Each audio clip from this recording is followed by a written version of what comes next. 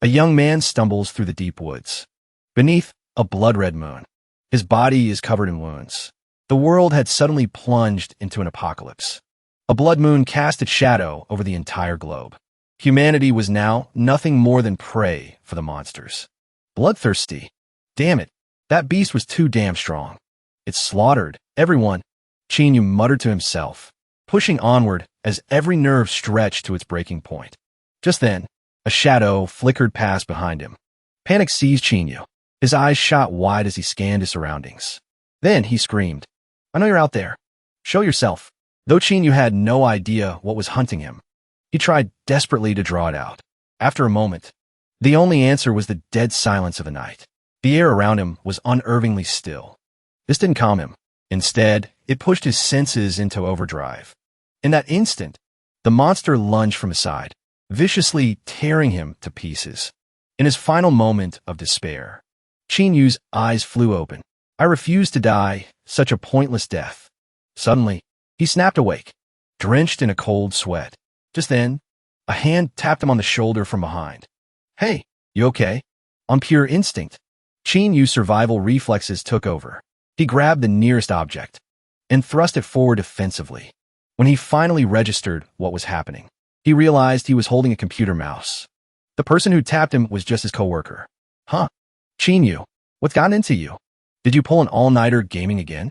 Realizing his surroundings had changed completely, Chinyu stared blankly at the mouse in his hand, muttering to himself, "Huh? A computer mouse? How can this be?" After a moment to compose himself, he shot his coworker a sharp, cold look. "What time is it?"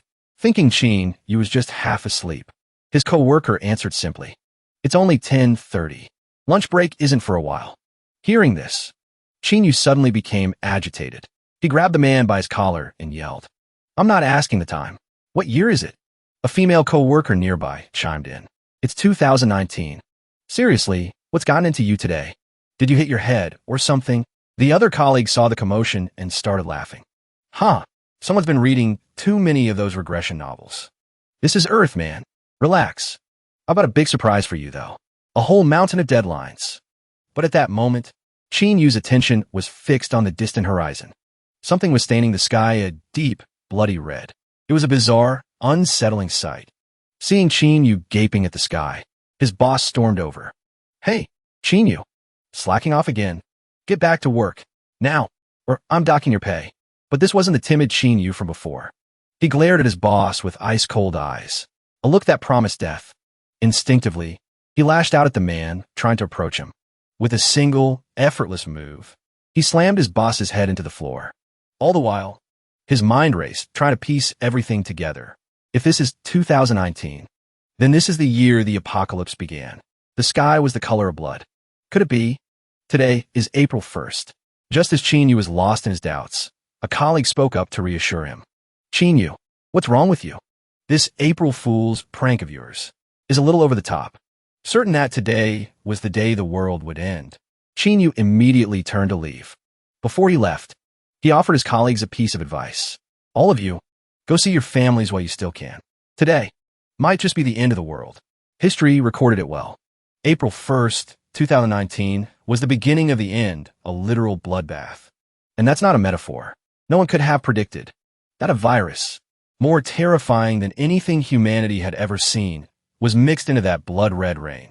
Those who were touched by the rain would fall one by one, but then they would rise once more.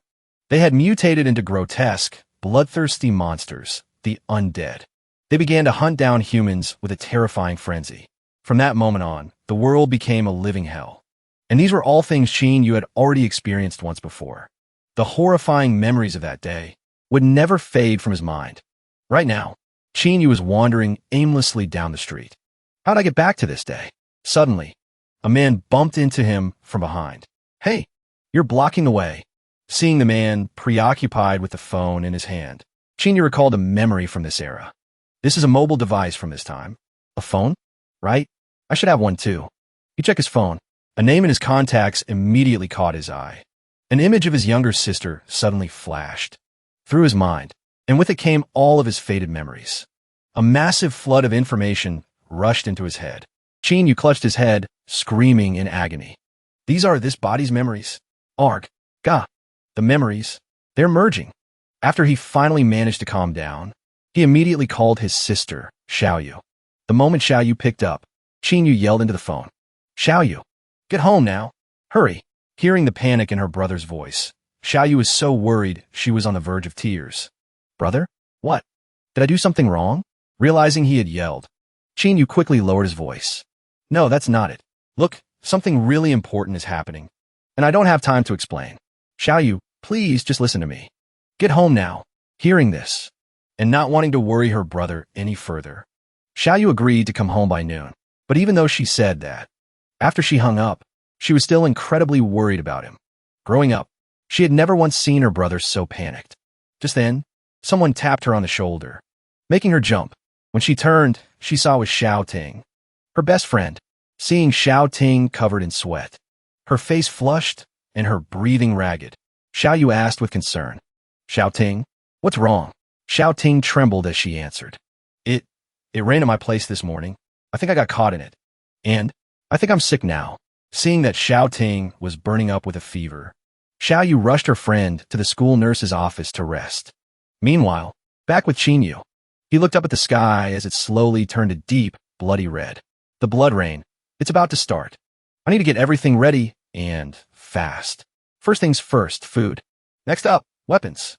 In my past life, I was just like everyone else. Even with the powers of a mutant, I couldn't take a single hit from a zombie or a monster. I watched my loved ones, my people, get slaughtered one by one, devoured, and in the end, I too fell to a monster's claws. But then, heaven granted me a chance to be reborn, sending me back precisely 100 years, to the very moment the apocalypse began. This time, I will become stronger before those enemies descend upon us. This time, I will use this power to protect my comrades and the ones I love. With his resolve set in stone, Qinyu immediately began his preparations. Sometime later, as red clouds gathered in the sky, people finally started to notice something was wrong. But to them, a teenager brazenly walking down the street with a steel pipe was the more immediate concern. Only Qinyu, the one everyone thought was crazy, knew exactly what disaster was about to befall the world. Damn it. It's starting already? This is bad. I'm out of time. Because it had begun to rain, Qinyu frantically hailed a cab, trying to get home. Seeing the young man get in with an iron pipe, the driver was on edge. He started a conversation to calm his nerves. Hey, look at that. This rain. It's red. So weird. Isn't it? Haha. Right now, Qinyu had no time to worry about other things. He only offered a casual warning to the driver. After you drop me off, you should head home right away, too. Otherwise, when the traffic gets chaotic later, you probably won't be able to make it home. That was all he could say. After all, if he revealed the apocalypse was coming, he was afraid he'd be sent straight to a mental hospital. On the way, Qinyu checked on his little sister. He saw she wasn't home yet. He immediately called her. Xiaoyu, are you still at school? I'm coming to get you. I'm almost there. Not wanting to worry her brother, Xiaoyu quickly explained. Bro, I'm still at the school nurse's office with Xiaoding. She's sick. Hearing this, Qinyu yelled in alarm. Sick? Is her skin burning hot? A fever that won't break? Is she unconscious? Just then, Xiaoyu stood up and quickly hung up the phone. Yeah. Oh, I think she's waking up. Gotta go. And so, she never heard Qin use desperate warning. Xiaoyu, get away from her. She's turning, terrified that his sister was in danger. A murderous aura flared from Qinyu as he grabbed the driver's shoulder. Driver, you need to go faster. Now, the driver slammed his foot on the gas, screaming nonstop. Okay. Just don't hurt me. At that moment, back with Xiaoyu, Xiaoding had woken up. Her eyes were blazing a blood red. Her face was twisted. She looked terrifying. As Xiaoyu and the teacher were still talking, Xiaoding suddenly sat bolt upright. Her expression was vacant. She stared blankly at the two of them. Seeing this, the teacher hurried over to check on her. Young lady, you're still very weak. Just lie down for now. I can see your eyes are very red. At that moment, Xiao Ting's pupils constricted. Countless red veins surfaced in her eyes. She seemed to go mad. She suddenly lunged forward and furiously bit down on the teacher's finger. The teacher struggled to pull her hand back, but her finger was mangled, bleeding uncontrollably. Why did you bite me? The terrified teacher backed away. not daring to get any closer to check on her. But Xiao Yu, worried about her friend, still approached Xiao Ting to ask, "What's wrong with you?" Suddenly, Xiao Ting tilted her head back, a grotesque, demonic smile spreading across her face. Seeing that expression, Xiao Yu instinctively stumbled back, her whole body trembling in terror. The teacher, unaware of the impending danger, was still sitting on the floor, trying to stop the bleeding from her finger. Just then, Xiao Ting completely lost it. She lunged at the teacher, tearing and biting ferociously. Witnessing this horrific scene, Xiao Yu was so shocked she froze. By the time she snapped out of it, the teacher was just a cold corpse lying in a pool of blood. Only then did Xiao Yu let out a terrified scream. This drew the attention of the crazed Xiao Ting. Without a moment's hesitation, Xiao Ting went straight for Xiao Yu's neck. Her eyes were bloodthirsty, like a wild beast hunting its prey. Just in the nick of time, Qin Yu appeared. He swung a pipe with all his might, sending Xiao Ting flying. Giving her no time to react, Qin Yu aimed the sharp end downward, and without hesitation, plunged it into Xiao Ting. Seeing this, Xiao Yu was so scared she burst into tears. She stammered, unable to form words. Bro, why you killed her?" In contrast to his panicking little sister, Qin Yu calmly wiped the blood from the iron pipe with a cloth. She turned into a zombie. "She's not the friend you knew anymore. We need to go. Let's get out of here.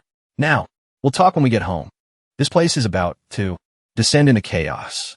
After taking care of things, the two siblings headed outside together, ready to head home and take shelter.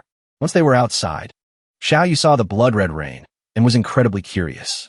She reached out her hand to feel it. Seeing this, Qin Yu frantically lunged to stop her. "Don't touch that rain." But he was a step too late. A few drops of rain had already landed on her hand.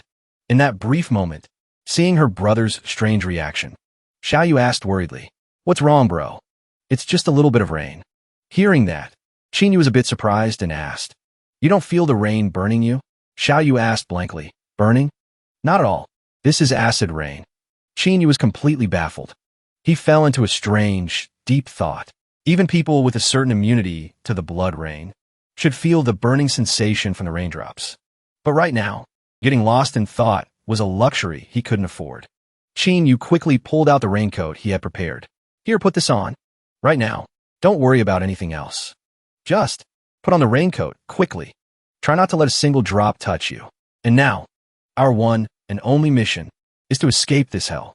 Ready? We have to go." Immediately, Qin Yu took the lead and dashed off. He gripped the iron rod tightly, ready to strike down any threat that appeared. In a surge of pure excitement, Xiao Yu shouted a battle cry. "Let's go!" Qin Yu was stunned, speechless for a moment. He quickly shushed his sister, telling her to keep her voice down. Realizing her slip-up, Xiao Yu immediately covered her mouth, falling silent as she stuck close behind him. By now, the street had transformed into a brutal battlefield. Countless crazed people were relentlessly attacking everyone around them. Witnessing the horrific sight, Xiao Yu froze in terror. This is when the world is going on." Seeing his sister stop in her tracks, Qin Yu roared with worry.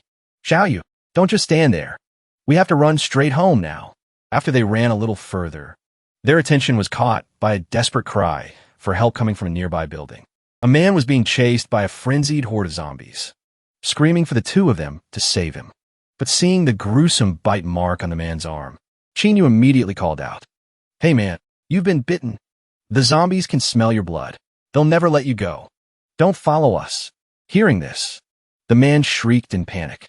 "No, I'm not bitten. I won't turn into one of them." Qin Yu hesitated, unsure how to deal with the situation. He gritted his teeth. "Damn it, this idiot. He's going to draw every last zombie around here right to us." Knowing he was doomed, the man grabbed onto Xiao Yu's arm and refused to let go. Why? Why was I the one who got bitten? And not you two? I don't care anymore. If I'm going to die, we're all dying together." That single act was more than enough to set Qin Yu off. "You son of a bitch. If you want to die, then die alone. Don't you dare drag anyone else down with you." With a single punch, the man was sent flying, only to be swarmed and torn to pieces by the horde. Seizing the perfect opportunity, the two siblings made their escape. We just killed him." As they ran, Qin Yu tried to calm his sister down. "Xiao Yu, Don't feel guilty. He was already bitten. He was going to die one way or another. Besides, he was trying to drag you down with him. If we hadn't done that, we both would be dead right now. With that, the two of them sprinted the rest of the way home, seeing the desolate, ruined scene outside their apartment building. Chinyu cautiously came to a halt. Looks like there was a hell of a fight right outside our building too. Xiaoyu, stay right behind me. I'm afraid there is still some undead lurking inside.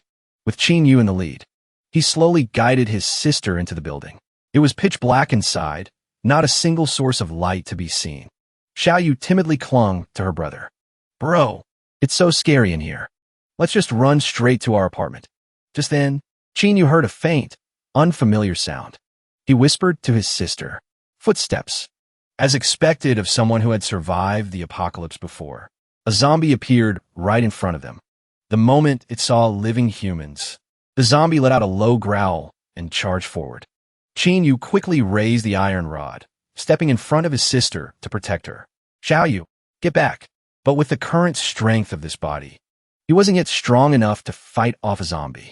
He was immediately pushed back. He was starting to lose ground. Seeing her brother in danger, Xiaoyu frantically grabbed a nearby brick and hurled it straight at the zombie's head.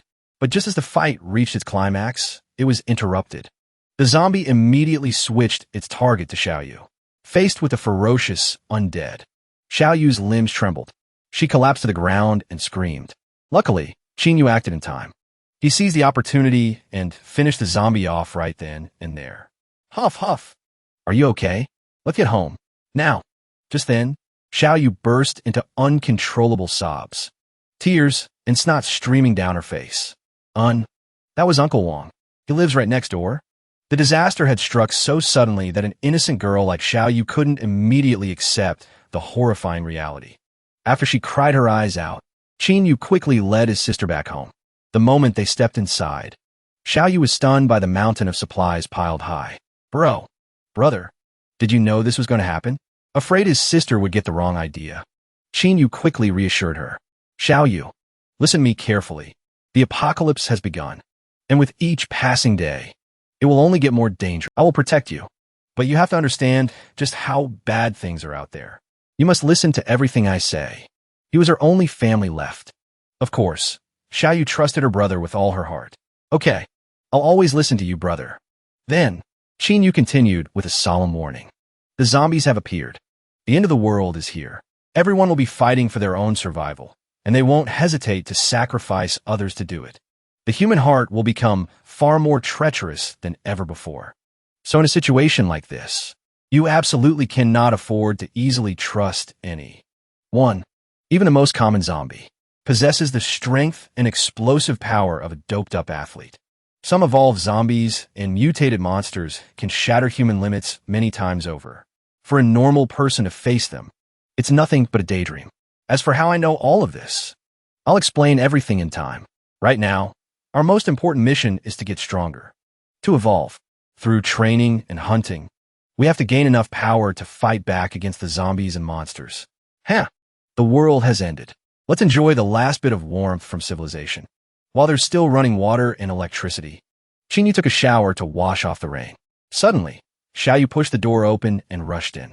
Brother, you forgot the body wash and a loofah. This caught Chinyu completely off guard. Why'd you just walk in? Or maybe, after living in the apocalypse for so long, he'd forgotten all these old, normal habits. But Xiaoyu just said, it's not like this is the first time. No need to be so embarrassed. After his shower, Xiaoyu started cooking a simple meal. At the dinner table, she made a suggestion. Brother, what if we go find the army? With a disaster this horrible, only the military can keep us safe. Without a moment's hesitation, Chinyu shot the idea down. No, they don't know how to deal with these zombies.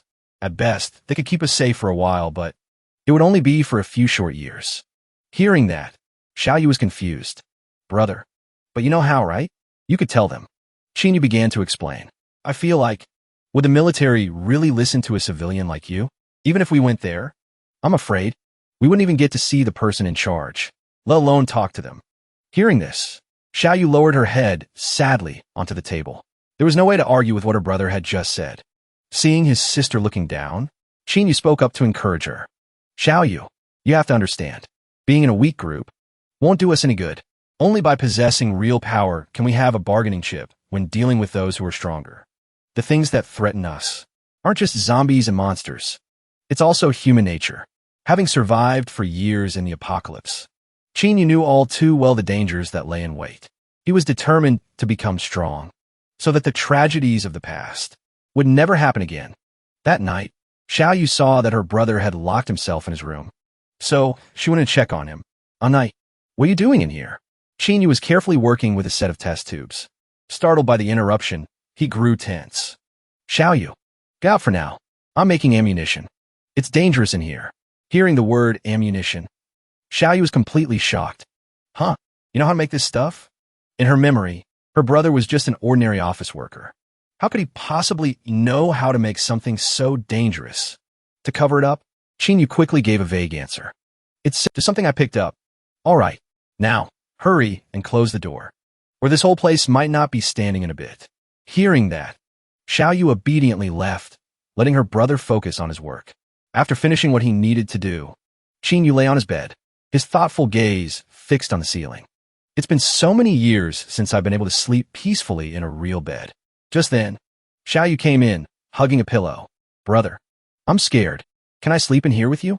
And so, on the first night of the apocalypse, the two siblings slept in the same room. Before closing his eyes, Chinyu prayed silently. "I hope that when I wake up, none of this turns out to be a dream." Early the next morning, Xiaoyu opened her eyes to see her brother getting ready to leave. "Night, where are you going?" Chinyu gripped the iron pipe in his hand and answered with a smile. "I'm going to check on the other residents in this building. If I run into any zombies, I'll take care of them along the way." Hearing this, Xiaoyu asked her brother worriedly, "Didn't you say that for a normal person, fighting a zombie is suicide?" At that moment, Chinyu's silhouette suddenly seemed unusually tall and imposing. "Your brother isn't a normal person. Don't worry. In my past life, I was a level 2 spear grandmaster." Huh. Xiaoyu had no idea what her brother was talking about. All she could do was tell her brother to be careful. On the very first day of the apocalypse, Chinyu stood in the middle of the hallway and sighed. Sigh. It's all about to begin. After getting ready, he began to knock on each door one by one. In the very first room, he found one, a cute little zombie. Hearing a sound from inside the room, Chinyu quickly rushed to the door and took a fighting stance. "Just as I expected. Come here. You'll make a fine first meal." With horrifying strength, the zombie charged, smashing the door open. Its eyes scanned the area, searching for any survivors. But it didn't have to wait long. Chinyu leaped forward, swinging the iron rod straight at its head. "Stop looking. I'm right here." With just a few basic strikes, the zombie was taken down on the spot. Even though he was no longer an ordinary person, dealing with just one zombie was enough to leave Chinyu breathing heavily. After confirming the zombie was dead, Chinyu carefully sliced open its stomach with a knife. Inside this zombie's body was a source of evolutionary energy. After fumbling around for a moment, finally, he found a crystal, but this wasn't what he was looking for. Just as I thought, zombies at this level rarely have evolutionary energy. Not stopping there, Chinyu swept through the entire floor, knocking on every door and taking down the zombies that charged out. It wasn't until only one room was left that he felt a pang of disappointment. This is the last room. Is there really no one left alive on this floor? Just then, a cry echoed from the room at the end of the hall. It reignited his hope. A child's cry. Could it be? There's a survivor in this apartment? Not letting his excitement lower his guard, Chinyu cautiously opened the door and stepped inside. The moment he opened the door, he immediately spotted a shadow darting past him.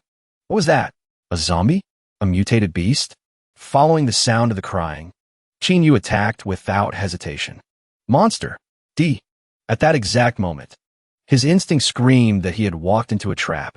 A child zombie suddenly lunged at him from behind, aiming to bite Chinyu's neck. Fortunately, Chinyu reacted in time. He flung it away. A ghoul zombie? While it was still staggering, Chinyu lunged forward and drove the pointed end of his rod in for a killing blow. But to his surprise, this zombie was incredibly agile. It deftly dodged the attack. It knows how to run? Does that mean it has intelligence? Damn it. An intelligent child zombie is a huge pain to deal with. Letting it escape like this Without a moment's hesitation, Jinyu gave chase, determined to eliminate the future threat. But in the end, he was a step too slow. The zombie nimbly leaped out of the window. Having escaped death, the zombie was overjoyed. It glanced back and gave Jinyu a taunting wink, but it had forgotten that it was dozens of meters up in the air. Plummeting down, it was smashed to bits. Witnessing this scene, a smug smile crept onto Jinyu's face. Just a low-level zombie, after all. After that, he thoroughly searched the entire apartment, looking for any survivors, as well as any remaining supplies. Looks like this was the child's guardian.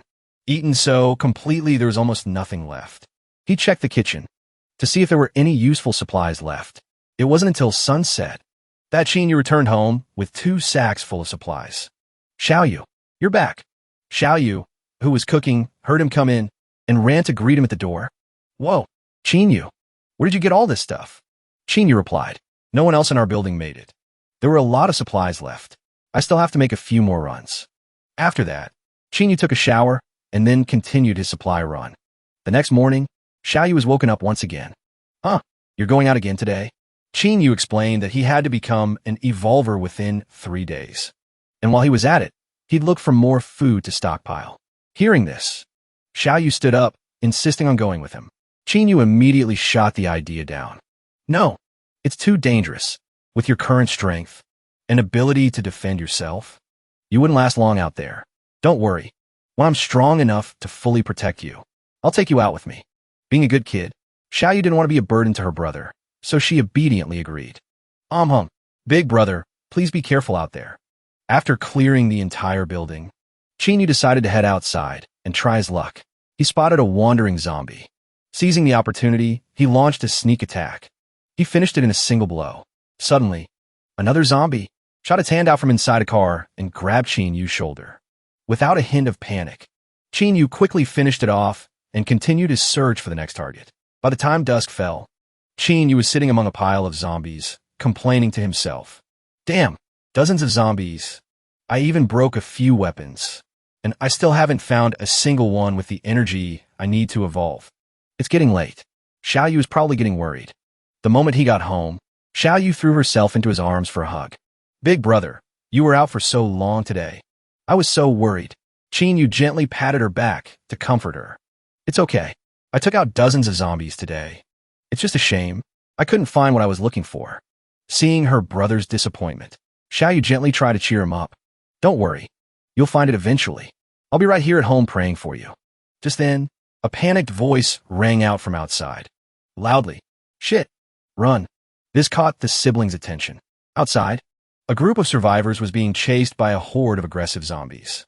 Seeing the fence up ahead, the group scrambled to climb over it. They successfully escaped the horde. Damn it. Can't a guy even die in peace? Yeah, just stand there and stare, you freaks. As the leader was busy cursing, one of his lackeys suddenly pointed towards a window on an upper floor. Brother Huang, look up there.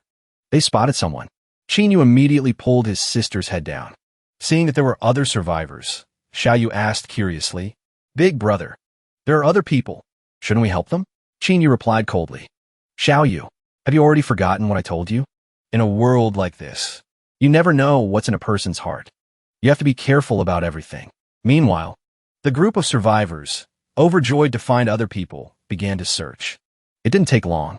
They found their way to the front door and started banging on it. Anybody in there? Don't play dumb. We saw you. Open the door. As the door slowly creaked open, the leader immediately started yelling. Hey, are you deaf or something? What took you so damn long to open the door? But when they saw the iron rod in Jinyu's hand, they immediately shut their mouths. At that moment, Yu's eyes were as sharp and cold as daggers. He looked terrifying. What do you want? The leader quickly tried to explain. Oh, hey buddy, easy there. We're not bad guys. We just got a little excited when we saw someone else was alive. The thugs behind him started chiming in. The leader spoke as he tried to inch his way inside. His eyes quickly scanned the room. Hey man, can you let us in? We haven't eaten in days. But before he could step inside, Xianu blocked his path. No. Just then, Xiaoyu came out, holding 2 bags of supplies. Big brother, maybe we should give them some food? The girl was unbelievably naive. The moment he saw Xiaoyu, The leader's lecherous nature was on full display. Hith. Well, thank you. What a kind girl. Realizing this group was anything but friendly, you gave them the food and then curtly pointed to the room across the hall. That room's empty. No zombies either. If you want to stay, go over there. He was politely kicking them out. While eating the instant noodles, the survivors couldn't stop grumbling. He thinks a few cups of instant noodles is enough to get rid of us? The other thug quietly thought that just getting any food at all was a blessing. After they finished eating, the bald leader smugly brought up what happened that morning. Hey, did you guys see it? The look on that bitch's husband's face when we made our move this morning? He looked like he wanted to eat us alive. Haha. The others joined in, cackling wildly. How could we miss it? That bitch always acted so high and mighty 'cause she had a little money. Wouldn't even give us the time of day. Well, she knows what we're capable of now. Suddenly, the leader changed the subject. Hey, speaking of which, did you two see that girl from earlier? His lackey immediately understood. Getting ideas, boss? You know it. As they spoke, they both burst into laughter. Their vile, despicable nature was on full display. The bald man lit a cigarette and said gruffly, TCH, it's just that punk with her. So damn arrogant. Tomorrow, we'll teach him a lesson. They then began to plot together. Tomorrow morning, we'll go over and ask for more food. The second they open the door, the three of us will jump him and take that punk down. Yeah, I wonder what that little chick is to him. His girlfriend? Or maybe his little sister. Tomorrow, we'll pull the same trick. We'll have our fun with her right in front of him. And then we'll just kill him. Yeah, just kill the punk and we're done. We can keep his cute little girlfriend and take our time with her. We can just stay here for a while after that. I saw they've got a ton of food stockpiled in their place, but they had no idea that XINU was hiding silently on the balcony and had heard their entire depraved plan. Late that night, once the three men were sound asleep, XINU snuck inside. First, he covered the bald man's mouth and dealt with him instantly. Hearing a strange noise, the scruffy-haired man jolted awake. But before he could even make a sound, he was stabbed and killed on the spot. In no time at all, XINU had finished off all three men in the blink of an eye. When his sister found him, XINU stated coldly, they were all bad men. The next day, XINU woke up early again to hunt zombies. But no matter how many he killed, he never found anything worthwhile. He couldn't help but feel his disappointment growing. How's my luck this bad? It's been days. I've killed over 100 zombies, and they were all low level. There's no way I haven't run into a single evolved one yet. Could it be because the outbreak just started? Hasn't enough evolution energy built up yet? Suddenly, he realized he'd unconsciously wandered over to the nearby supermarket. Seeing his chance, he decided to head inside and see if there was anything useful. Just then, a massive, earth-shaking sound echoed from the distance. Instinctively, XINU found a place to hide. The source of that terrifying sound was a colossal monster. It was as large as a car, a mutated beast. Perfect. Looks like it weighs around 150 pounds. A mutated beast of this level is a little dangerous with my current strength, but if I'm careful, I should be fine. Silently tailing the monster, XINU watched as it headed deeper into the supermarket. But just as it entered, a powerful force sent it flying. XINU's jaw dropped in astonishment. My God, what the hell is going on? A gigantic arm suddenly shot out from inside the supermarket, grabbing the monster's tail in a tight grip. Acting on instinct, the monster severed its own tail to escape. Its prey had escaped. The creature inside the supermarket flew into a rage, letting out a roar that shook the very sky. Immediately after, a massive creature burst out from inside.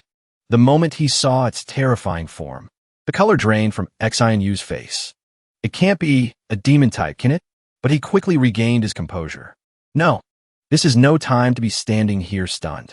Demon-type zombies are terrifyingly powerful. Even 100 years from now, when the apocalypse is full of powerful survivors, they can still be easily wiped out by one of these things. Every single one has a unique form and different powers. The one thing they all have in common is their ability to inspire pure, paralyzing terror. Their numbers are incredibly small. You could count them all on two hands. But any one of them can annihilate hundreds, even thousands of people. It's like they wield the power of demons themselves. That's how the demon types got their name. If I hunt it now, before it's fully developed, I can absorb its evolution energy and gain the super abilities of 2 evolution types at once. Just the thought of it made Xinu so excited he could barely contain himself. But he remained extremely cautious, hiding off to the side and silently observing the demon type. After its failed hunt, the demon type slowly returned to the supermarket. It didn't rampage or destroy anything, but carefully lowered its body, avoiding damage to the items inside. From the outside, the supermarket looked completely normal. Even Xinu himself had almost walked right in. Xinu stayed hidden, carefully assessing the situation before making his move. This thing is smart enough to take over the most well-stocked supermarket and just wait for prey to come to it. It's definitely a demon type, no doubt about it, even though it hasn't fully developed.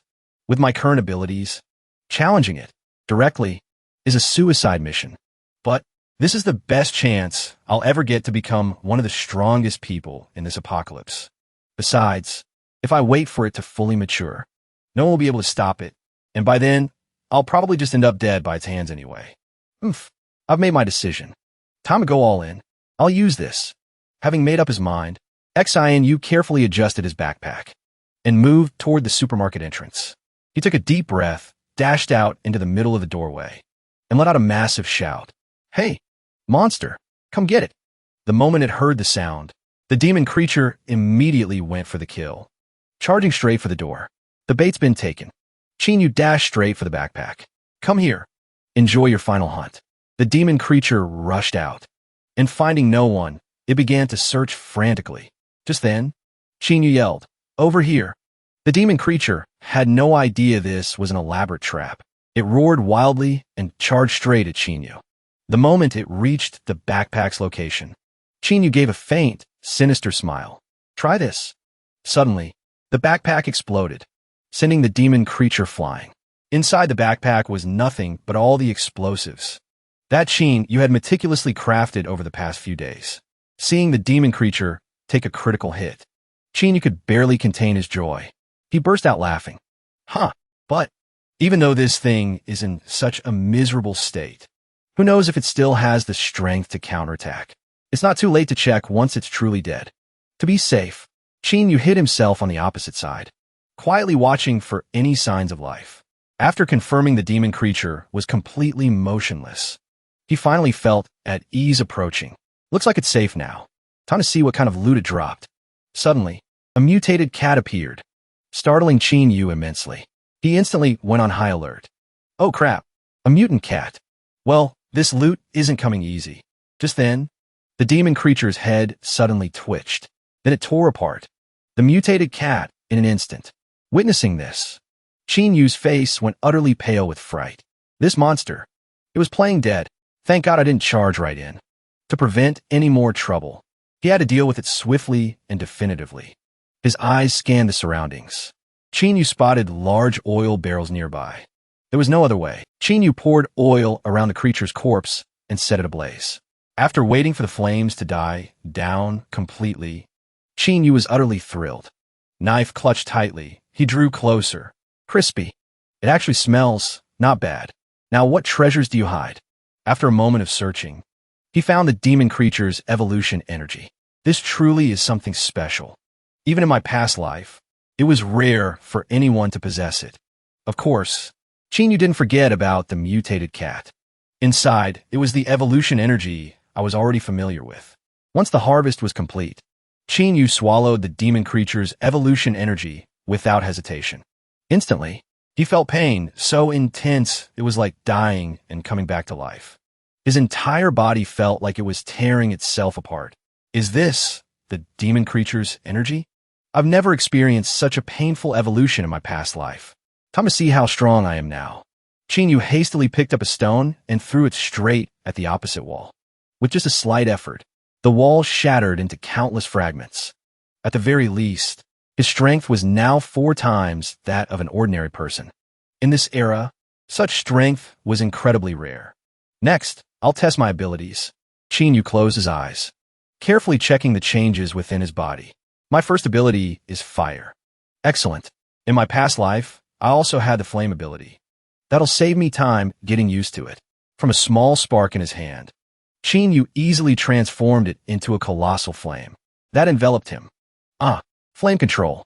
It might not be the rarest type, but it's plenty strong and incredibly practical. I'm more than satisfied. Now for the second ability. Yu felt it was very strange. I need to find something to test it on. A moment later, he bent down and tried the ability on a stone at his feet. In an instant, the single stone split into two. Yu was completely stunned. Replication. I've never even heard of an ability like this. But there's no doubt, this is an exceptionally rare one. Zerm, the replication ability, can only be used once on any given item. If it can replicate a stone, then what about evolution energy? It was just as Yu had guessed. The evolution energy, Kuaza, could also be replicated with the exact same effect. This ability is absolutely game-breaking. It's beyond anything I could have imagined. To have two abilities at the same time, even in my wildest dreams, Yu never would have expected this. Just then, the surrounding zombies were drawn by the commotion. They were swarming in, their numbers growing by the second. Suddenly, a wild idea flashed through Yu's mind. He focused his mind and used the replication ability on himself. To his shock, it worked better than he could have ever hoped. Without a moment's hesitation, the two Yu's charged toward the zombie horde. His confidence was on a whole new level. Without a single word, the two of them coordinated flawlessly. In no time at all, the entire wave of zombies was completely wiped out. But now, Yu realized he had a tricky problem. I can't just go on living as two people. I need to see if this replicated self can be dismissed. Thankfully, the replicated body could indeed be dispelled. The copy of Yu slowly faded into nothingness. As overpowered as this ability is, it's not without its side effects. The moment the clone disappeared, Yu was hit with a wave of double fatigue. If I use this power recklessly, the consequences could be disastrous. After resting for a while, Yu began searching the bodies of the zombies he'd just killed for evolution energy. It seems like times have changed. These zombies are starting to carry evolution energy. This is perfect. I can give it to Xiaoyu. His harvest complete. Yu brought his spoils back home. The moment she saw him, Xiaoyu threw her arms around him. Big brother, you're late again. You had me worried sick. Yu smiled and replied, don't worry. Your big brother isn't the same person he used to be. I won't make you worry like that again. But Xiaoyu wasn't so easily placated this time. If you're going to be gone that long again, you have to take me with you. Yu immediately agreed with his sister. No problem. From now on, I'll definitely take you with me. Here, eat this. You'll become one of the evolved, too. Seeing her brother take out two strange objects, Xiaoyu was a little confused. The evolved? Yu explained that once she became one of the evolved, low-level zombies wouldn't be a threat to her anymore. Hearing this, Xiaoyu swallowed the evolution energy without a second thought. When her brother asked if she felt anything, she thought about it seriously before answering. I think it would have been better with a little sugar. I'm speechless. Yu. He just sighed, burying his face in his hands. That's not what I asked. Did you feel it? A burst of power erupting from you? Xiaoyu stared blankly for a moment, then answered. A burst of power? I didn't feel anything. Yu couldn't make sense of the situation. He scratched his head in frustration. Impossible. Eating evolutionary energy is supposed to turn you into an evolver. Here, try eating this one too. This time, Xiaoyu ate it with a bit of sugar to make it more palatable. But the result was exactly the same. I didn't feel a single thing. This situation left Yu deep in thought. This was beyond his understanding. Even after eating two sources of evolutionary energy, there was still no reaction. Something like this had never happened before. Seeing the serious look on her brother's face, Xiaoyu felt a little down. Big brother, is this stuff really valuable? It had no effect on me when I ate it. I just wasted it all. Yu gently ruffled her hair to comfort her. Don't worry about it. For us right now, this stuff isn't considered that precious anymore. Don't blame yourself. After thinking about it for a moment, Xiaoyu timidly said to her brother, well, it wasn't like I felt nothing at all. I just thought it was really delicious. Eating it felt really satisfying. Hearing this, Yu was a bit surprised. He asked again, really satisfying, huh? Xiaoyu was so happy. She gestured excitedly. It felt so good to eat. After I ate it, I just wanted more. Yu guessed that. Xiaoyu's potential was probably so immense that she hadn't met the conditions to evolve yet. Later on, he would need to find more sources of evolutionary energy to test his theory. Setting the matter aside for now, the two siblings ate dinner together. After their meal, Xiaoyu was browsing the internet when she suddenly came across some important information. She called her brother over to see. Qinyu calmly walked over, munching on an apple. He asked in surprise, "The internet is still working?" "MHM. There are still plenty of places where the situation isn't that bad yet." But as soon as he saw the image on the screen, the color drained from Qinyu's face. He unconsciously uttered a word. "Aberrants." Xiaoyu didn't understand. She asked, "Aberrants? What are those?" Qinyu answered with a grave expression. "They're disaster and death. Zombies. Mutants. The apocalyptic virus. If you could name something worse than all of that, it would be the aberrants. Some unknown power caused this already terrible apocalyptic world to develop several more spatial rifts. These rifts connect to another dimension. The bizarre creatures from that dimension are invading our world, and we call them the aberrants. From within those spatial rifts emerged countless monsters of grotesque shapes. Their species and forms were incredibly strange, but they all had one thing in common.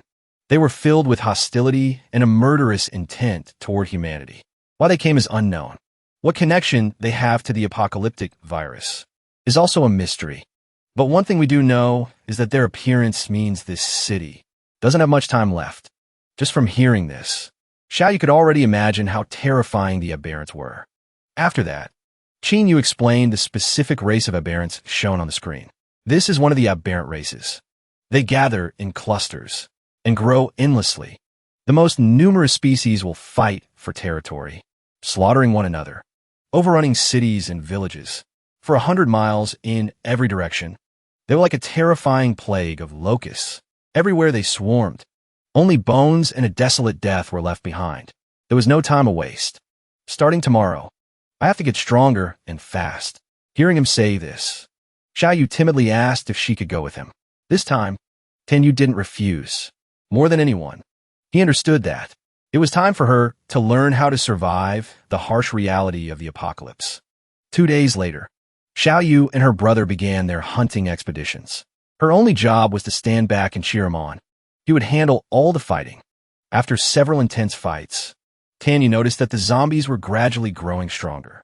As usual, after killing a zombie, Tenyu would carefully search for its precious evolution energy source. And this time, what he found was of an exceptionally high quality. Using his unique duplication ability, he turned 1 into 2. Before long, Xiaoyu had absorbed 10 evolution energy sources. I feel it. I feel it. It's happening. Hearing his sister shout, Tenyu eagerly pressed her for details. You feel it? What kind of feeling is it? When you become an evolver, your physical abilities and your reflexes will be far beyond a normal person's. Try to focus on it again. Maybe you even have a special ability? She closed her eyes and focused. Suddenly, Xiaoyu felt something strange. It was as if her entire body was surging with an unprecedented power. Suddenly, she sensed something completely different. I feel something. I can't really explain it. It's a kind of, feeling that I can make things much stronger. The moment he heard that, Tenyu's eyes lit up. He immediately guessed what it was, an enhancement ability. He quickly bent down and picked up a broken piece of brick from the damp ground. He snapped it in half and handed one piece to his sister. If it really is an enhancement ability, then this is amazing. Try using your power to enhance this piece of brick. After she enhanced it, Xiaoyu handed the enhanced piece back to her brother. First, Tenyu easily crushed the other half of the brick in his hand. See, this is the brick you didn't enhance. I can crush it this easily. Now, let's try the piece you enhanced. Even though they came from the same brick, their hardness was like night and day. There was no comparison. Tenyu had to use all his strength just to crack the piece Xiaoyu had enhanced. There's no doubt about it. It's an enhancement ability. Xiaoyu, you're a top-tier evolver now. Hearing her brother's praise, Xiaoyu couldn't hide the joy on her face. Even though she didn't fully understand all the complicated details, just knowing she could help her brother was enough to make her overjoyed. To further test her new ability, Tenyu had his sister use her enhancement on him. Instantly, he felt a massive surge of power coursing through his body. He couldn't help but unleash a few powerful strikes, easily shattering a brick wall in an instant. With this special ability, Xiaoyu could now fully join her brother on his dangerous hunts. And starting tomorrow, Tanyu would begin teaching her essential combat skills. The next day, Tanyu found a lone zombie for his sister's training. See that zombie over there? Take it down. Use your power. Enhance your weapon first. Then, she slowly approached. Defeat it. I'll be watching your back. Don't be too nervous, all right? Listen to Big Brother. Xiaoyu tiptoed, taking tentative steps towards the zombie. She kept muttering to herself, Don't be nervous. Don't be nervous. But just as she got close, the zombie suddenly spun around. It lunged to attack. Xiaoyu yelped in surprise. Panicked, she missed her chance to strike. Fortunately, though, she was an evolver now. She easily dodged the attack. Immediately after, Xiaoyu squeezed her eyes shut, yelled at the top of her lungs, and started wildly punching the zombie right in its head. She kept going until Chinyu had to rush over and stop her.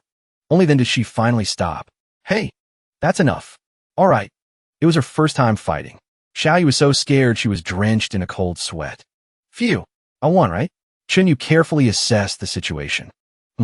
Even though you were a bit flustered, you still showed your strength and skill. Overall, very good. He then examined the dead zombie's corpse. You hit a few more times. I don't know where we'd find an evolution source if you'd completely destroyed it. Oh, lucky for us. This one has one, Xiaoyu. Use your enhancement ability. Enhance this one. Then I'll use my replication ability to split it in two. That way, we'll essentially have 4 evolution sources. Our abilities really are heaven-defying. It's like turning 1 into 4. In no time, both of them had grown immensely powerful. After trying it out, Chinyu could confirm his suspicions were entirely correct. Even after being replicated, the enhanced evolution source retained its powerful effect, almost doubling its original potency. This is incredible. Just then, Xiaoyu suddenly exclaimed, Big Brother, I feel like, if I keep absorbing like this, I might even unlock a brand new ability. How is this happening? Is this acid rain? And even as she absorbed the evolution energy sphere from the zombie's corpse, the process itself was completely unusual. It was nothing like a normal person's absorption. Power surged outward from her body, utterly imperceptible to normal senses. He analyzed. It seems she has an incredibly strange need for this evolution energy. Tilting his head, Chinyu looked at his little sister beside him. He couldn't help but fall into deep thought. Is this a good thing or a bad one? What astonishing changes await Xiaoyu in the future? Suddenly, his meandering thoughts were abruptly cut short when both siblings heard the distant crackle of gunfire. They both startled, immediately turning to look towards the echoing gunshots. Chinyu quickly made a decision. He carefully instructed Xiaoyu, Let's go check it out. Stay behind me. Find a good place to hide. And be ready to run if you need to, all right? She obediently nodded. His gaze flickered with a thoughtful, worried expression. If it's looters, we'll deal with them and take their supplies. On the other side, a dense horde of zombies slowly advanced. Drawn by the gunshots, they gradually cornered a group of soldiers. Amidst the hail of bullets, a soldier, steadying his rifle as he mowed down the undead, spoke urgently. Captain, we should fight and retreat. A few bullets won't be enough to deal with this many zombies. Another member of the squad fired while falling back, covering for their teammates. Xiao Zhang spoke, his voice laced with bitterness. You still don't get it? The higher-ups want to get rid of our captain. Why else would they send just the 4 of us to rescue General Li? If the mission's a success, great. But if we fail, we'll definitely be punished when we get back. The man named Xiao Zhang replied, his voice full of resentment. Well, I'd rather face punishment than end up as zombie fodder out here. I'm almost out of ammo. The 4th man offered his grave opinion. He's right, Captain. Even if we get lucky and beat this horde, we'll just run into more of them. This mission is clearly impossible. You have outstanding abilities, but you've been framed by some treacherous bastard. If you ask me, the 4 of us brothers should just find somewhere else to survive. The man they called Captain fired off a few more rounds. He let out a sigh, his eyes deep in thought. Everything you're all saying, you think I haven't thought of it myself? But with just the 4 of us, in a situation like this, he was in the middle of speaking, but he suddenly stopped. His attention had been captured by a different sight. The siblings, Qin Yu and Xiao Yu, appeared atop a large pile of rubble. Their appearance slightly startled the group of soldiers. Look, there are people over there. From their high vantage point, Qinyu and Xiaoyu looked down, observing the swarm of zombies below, while searching for any signs of survivors. Qinyu's crimson eyes lit up when he spotted the soldiers. Survivors, trapped in a sea of zombies on the ground. Suddenly, a female zombie whipped its head around. Its lifeless eyes locked onto Qinyu's position. Didn't think they'd still be so thirsty for a handsome face. Guess they really died with some serious regrets. And it wasn't just that one female zombie. Nearly every zombie in the area began to shamble toward the two siblings. Qinyu noticed this as well, but he wasn't the least bit panicked. Instead, he let out a calm, "Oh, why are all these zombies rushing toward us? Could it be that our power has some kind of strong attraction for them?" Among the 4 soldiers below, one saw this as a golden opportunity. He spoke up hurriedly, "Captain, while those 2 are drawing the zombies' attention, let's make a run for it." But the captain would obviously never do such a thing. "Have you lost your humanity?" He roared. "You bastard. How could you even say something like that? Do you still call yourself a soldier? Listen up. Give him everything you've got. Even if we run out of ammo, we are saving those 2 civilians." The iron rod in Qinyu's hand began to glow with fire. It became red hot. He gave an order. "Xiaoyu, give our friends down there a boost. Don't go anywhere. And make sure you protect yourself. These zombies, leave them to me." The little girl nodded. "Okay." She didn't forget to add, "Be careful, big brother." As the young man began to move, the soldiers watched in stunned silence, forgetting even to fire their weapons at the zombies. Boom! Smoke and fire erupted.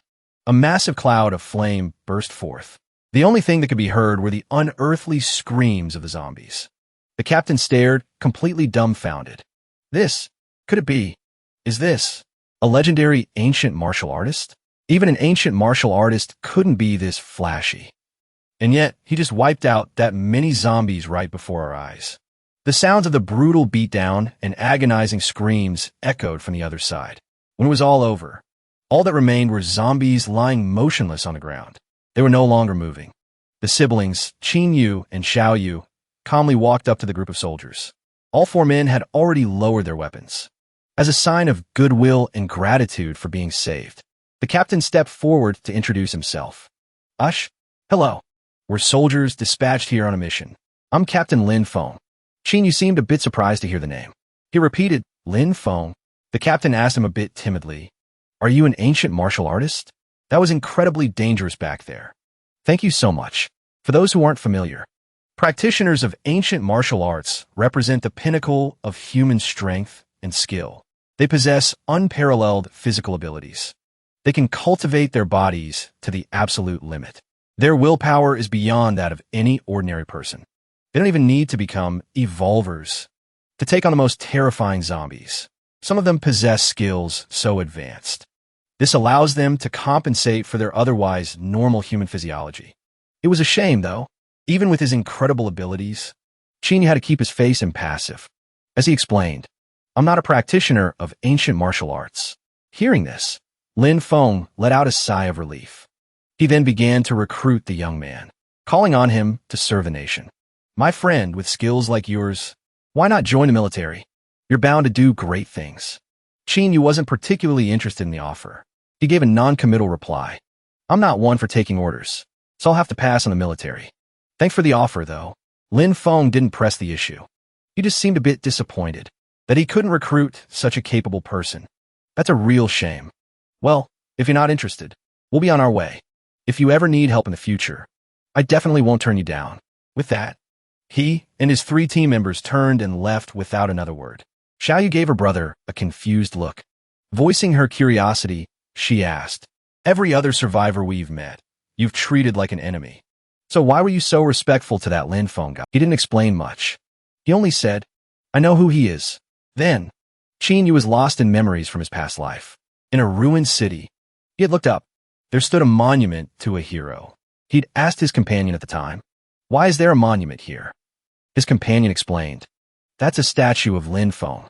During the darkest of times, it was rare to find an S-class evolver who used his immense power to fight for the weak. He died in a battle in the Black Forest. He became a martyr, honored by all who came after. Hearing that story, Chinyu had fallen silent for a long time, lost in his own thoughts. Finally, he had remarked, "Ah, now I remember." All the seniors spoke of him with great respect. His companion climbed onto the hood of a car, burying his face in his hands with a sigh. As much as I respect Lin Feng, my fear of the Black Forest is 100 times greater.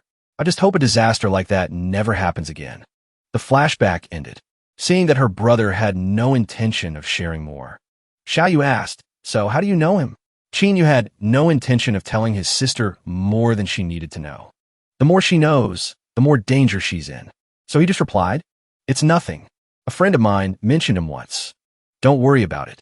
Watching Lin Feng's retreating figure, Chinyu's thoughts turned to the Black Forest disaster. That calamity is still more than 10 years away. Lin Feng, enjoy this time while you can. The streets were eerily quiet now. In the middle of the road, a creature was gnawing on a grotesque corpse. It was a mutated dog. Its flesh was mangled and torn. It growled as it ate, as if afraid someone might suddenly challenge it for its meal. Hiding in a nearby alley, Chinyu motioned for Xiaoyu. Not a sound. Judging by its appearance, it's likely a highly evolved mutant. I'll handle this. The dog was focused on its meal. Suddenly, it sensed something was wrong. It looked up just in time to see Chinyu plunging down with an iron bar. In midair, too late to change my attack. He cursed, gritting his teeth. Damn it, it spotted me. Just as I thought. By the time he landed, the dog had already dodged the fatal blow. It immediately lunged at Chinyu. Perhaps for this beast, fresh meat is tastier. But this piece of fresh meat wasn't going to be an easy meal. Chinyu swung the iron bar and knocked it to the ground. The dog growled and turned to flee. Seeing this, he tensed up and shouted, "This is bad. If I let it get away." Intelligent mutated beasts are known to hold grudges. Just then, Xiaoyu appeared behind him. She called out, "Brother, throw it." Chinyu smirked. My thoughts exactly. I had the same idea. Without another word, he gripped the iron bar. He adjusted his angle, took careful aim, and hurled it. His target, the fleeing mutated dog. The iron bar pierced the dog's leg, and it howled in agony. But that wasn't all. The bar began to glow red-hot, as if forged in a furnace. In the next instant, flames erupted from it, engulfing the mutated dog. It was instantly roasted, a completely unexpected move. The flames slowly died down. The dog was as dead as it could be. Its body, char-black, was smoldering heavily. Chinyu and his sister approached the body. Since Xiaoyu didn't have any real combat skills yet, she stood back cautiously. She asked, "Is it dead?" Holding a knife, Chinyu prepared to carve up the corpse in search of an energy source. A mutated beast of this level should have an evolution energy source. His sister looked at him, a little confused. "Isn't your ability fire-based? So why don't you breathe fire or shoot fireballs?" He focused on cutting into the dog.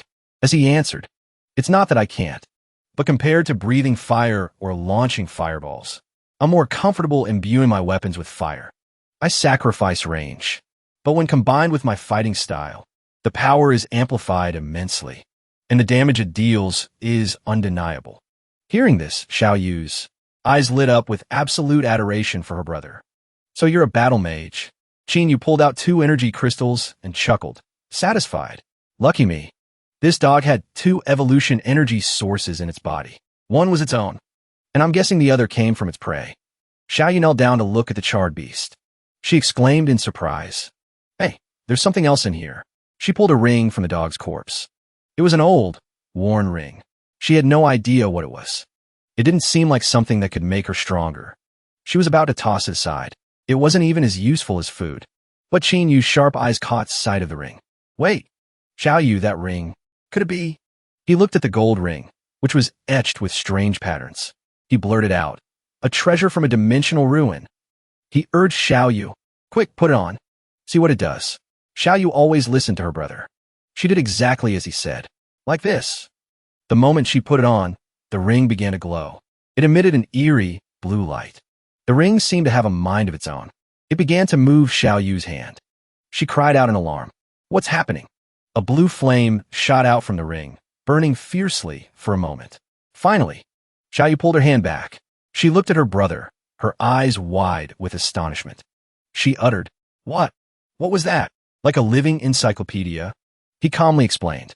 This is the power of a dimensional ruin. It uses gene energy and converts it into various forms of power, then unleashes it. Zermia, the power of this ring is just like yours. It's flame. Hearing the unfamiliar term, Xiaoyu's eyes widened with curiosity. Dimensional ruin. What in the world is that?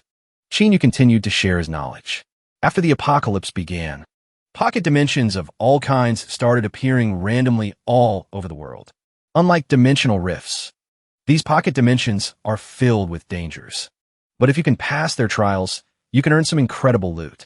He didn't stop there, continuing his explanation. And the loot is incredibly diverse. Many people have found treasures inside that hold dimensional power. Others have awakened new abilities and skills from these alternate dimensions. It's thanks to them that humanity has managed to barely hold on in this harsh, post-apocalyptic world. Dimensional ruins have been a huge part of our survival. This only made Xiaoyu admire her brother even more. She clapped her hands, praising, "Bro, you're amazing. You know everything." But Qin didn't let the compliment lower his guard. He stared intently at the dog on the ground, analyzing the situation. This mutated dog was able to swallow a treasure from a dimensional ruin. That clearly means there must be an entrance to a ruin nearby. And what's more, if even a mutated dog could make it out alive, then that ruin can't be too dangerous. The only problem is the entrances to these ruins aren't fixed. I just don't know if we can find it before it moves. With that said, he instructed his sister, "You enhance the ring, and I'll copy it." The ever-obedient girl agreed. "Okay, bro." And just like that, they each put on a ring, both of them perfectly identical. After taking a moment to inspect the ring, Qinyu felt a little disappointed. "As I thought, it's nothing special. No wonder that dog was able to get its paws on it." The two siblings returned home. They used some of their stored food to cook a simple meal. At the dinner table, Xiaoyu's eyes sparkled as she looked at her brother. "Bro," she exclaimed, "we got such a huge haul today." Qinyu smiled, summing it up. "Right now, your physical constitution is 5 times stronger than a normal person's. And mine is 8 times stronger. Combined with your ability, Xiaoyu, our power is effectively 16 times stronger." She grew curious. "Oh, 16 times?" she asked. "What does that even feel like?" He patiently explained. "Let's put it this way. To a normal person, or even to most zombies and mutated beasts, we're basically monsters." Hearing that, Xiaoyu cheered up. "Are we really that amazing?" Qinyu nodded. "Yeah. We just haven't found a dimensional ruin yet. If we find one, we can reach a whole new level." After dinner was over, they turned off the lights and went to sleep. "Let's get some rest," he said. "We'll continue the hunt tomorrow." Xiaoyu agreed immediately. MHM. Suddenly, a rustling sound echoed from the dark hallway. In a world like this, Qinyu had become far more vigilant than before. He never slept too deeply. The moment he heard the noise, he scrambled to sit up and turn on the light. The two siblings shared a bed, so he could keep Xiaoyu safe. So when the light flashed on, the sudden movement woke Xiaoyu as well. "Bro," in the dead of night, he signaled for his sister to hush. "Don't make a sound. Something's outside the door." Tanyu carefully gripped an iron bar, positioning himself by the door. With a soft click, he threw the door open. Lying in wait on the other side was a giant centipede. It opened its massive, fong-filled maw, letting out a shriek as it lunged at him. Thankfully, he was quick enough to block the attack with the iron bar. Seeing his sister get out of bed, Tanyu warned her, "Xiaoyu, stay back. We've got an enemy." With all his might, he shoved the centipede out of the house. "Get the hell out."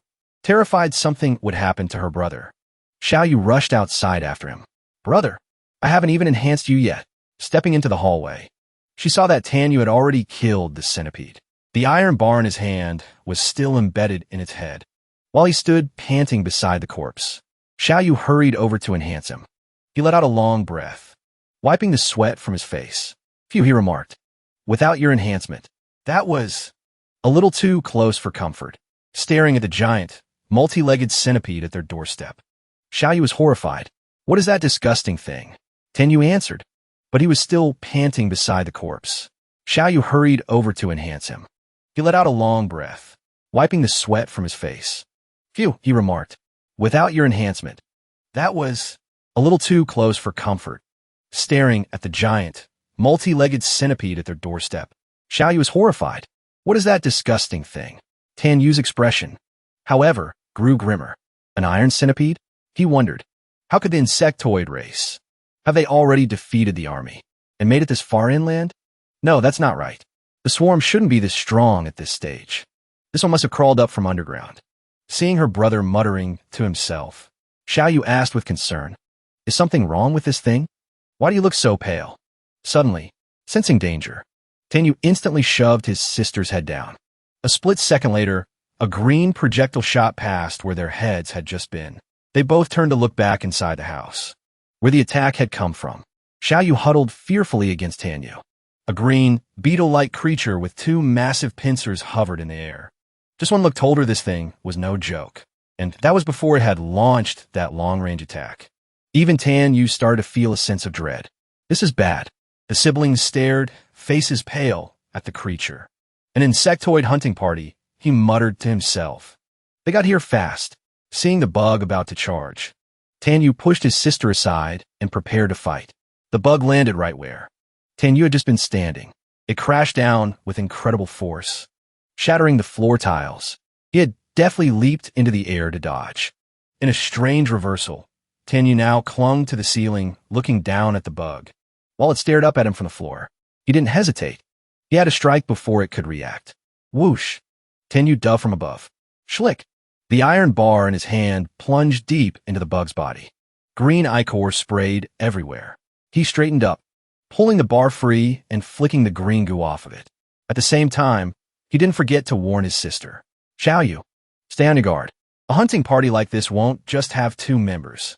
Tanyu scanned his surroundings cautiously. We need to be. Before he could finish his sentence, FWOM, a blast of blue flame erupted from nowhere, engulfing him completely as Xiaoyu watched in horror. Believing her brother was gone after that attack, she let out a choked sob. Brother. Big brother. But the tragedy was averted. Qinyu had managed to conjure a shield just in time to block the attack. The shield was cracking apart. Thank God. At least he avoided a fatal blow. If that had hit, it would have been no joke. He watched as the insect that had just attacked him flew into the house through the shattered glass. Qinyu was stunned. Is that? The winged insect, looking like some kind of mutated bee, gave Qinyu no time to counterattack. It prepared to launch another assault. He bolted toward his sister, Xiaoyu. Run. Fearing she wouldn't be fast enough, he grabbed her hand and pulled her along. After running for a moment, Xiaoyu came to her senses. She asked her brother worriedly, "What about our house and our food? How do these things find us?" Qinyu explained. They're part of a hunting party from their species. That thing you saw is called a firebug. A loud explosion erupted. The firebug had launched another fiery attack right through the wall. Terrified, Xiaoyu ducked down, covering her head. Unable to fight back, all they could do was run. Qinyu ran behind her, urging his sister on. Keep running. Faster. The firebug seemed to find this game amusing. It soared high in the air, then launched another fire blast from behind. Another powerful explosion rang out. The blast hit right where Qinyu had been running. Thick smoke filled the air. Qinyu had narrowly dodged the attack, leaping out of the way. In their haste to escape, neither had time to change. He was still wearing slippers. But then, surprisingly, this time, he stopped running. Qinyu spun around to face the firebug. His face darkened as he cursed. You damn bug. Give you an inch and you take a mile. Furious, he raised his hand and launched a fireball. Still not enough for you, huh? The fireball flew true, straight toward the firebug, but it didn't dodge or even try to evade. A deafening boom echoed. A small explosion lit up a patch of the night sky. It looked like a New Year's Eve firework. Seeing her brother stop, Xiaoyu stopped too. She asked timidly, "Did you get it?" He whipped his head around and yelled, "Xiaoyu, don't stop. Keep running." The smoke in the air cleared, revealing the firebug completely unscathed. It hovered in place as if mocking him. Qinyu was too weak. He was incredibly frustrated. He muttered, "It didn't even bother to dodge. Is it looking down on me?" Fire flickered in his hand. He made his decision. Fine, let's see whose fire is stronger. In the sky, the firebug accepted his challenge. It fired another energy blast. Below, Qinyu refused to back down. He launched a fireball of his own to meet the firebug's attack head-on. Two different colored flames collided like a dance of fire and ice, illuminating the entire night. Yu gritted his teeth with a grunt. He struggled to hold his ground, but it was obvious. The firebug was far stronger. His fireball was completely devoured by its attack. The blast even shattered the ground beneath him, forcing him to leap aside. The outcome was clear. Yu curled his lip. All right then. Yours is stronger. Suddenly, he noticed something new. Xiaoyu was struggling to create a blue fireball. Yu was horrified. Xiaoyu, he cried out. Run. You're no match for it. She let out a yell and launched her fireball at the creature. After the attack, Xiaoyu gasped for breath. Yu saw the fireball hit the firebug dead on. He cried out in astonishment. The words had barely left his mouth when the firebug plummeted from the sky like a rock. Yu couldn't hide his surprise. He quickly turned to his sister. Xiaoyu, how did you do that? She answered, a hidden effect. I tried using my enhancement ability on the fireball, and it actually worked. He smiled. He couldn't help but praise her. That's my Xiaoyu. You can leave the rest to me. Before jumping back into the fight, Yu quickly analyzed the situation. The firebug is more than 20 times stronger than a normal person. Even with Xiaoyu's enhancement, I'm only at 16 times. There's no way I can win head-on. But while it's stunned from Xiaoyu's enhanced fireball, I could take out its wings. Then it won't be able to chase us anymore. Fwish. His sister called out in encouragement. You can do it, brother. Be careful. As he closed the distance to the firebug, he split himself in two, cloning complete. Yu shot forward. One from the left, one from the right. They cleanly sliced through the firebug's fragile wings. It's over, he stated coolly. Leaving your wings exposed was your fatal mistake. But then, suddenly, he felt a sense of dread. After pouring all her strength into that attack, Xiaoyu had already been struggling to breathe. But now, she was coughing up blood. The sight made Yu's blood run cold. His sister was the only family he had left. He screamed in terror. Xiaoyu. He clutched his chest. He could feel something was terribly wrong. After that massive power drain, he realized with a jolt that the enhancement was gone. Don't tell me. By splitting in two, I doubled the strain on Xiaoyu's power, and her body couldn't handle it. All of a sudden, a giant firebug appeared out of nowhere.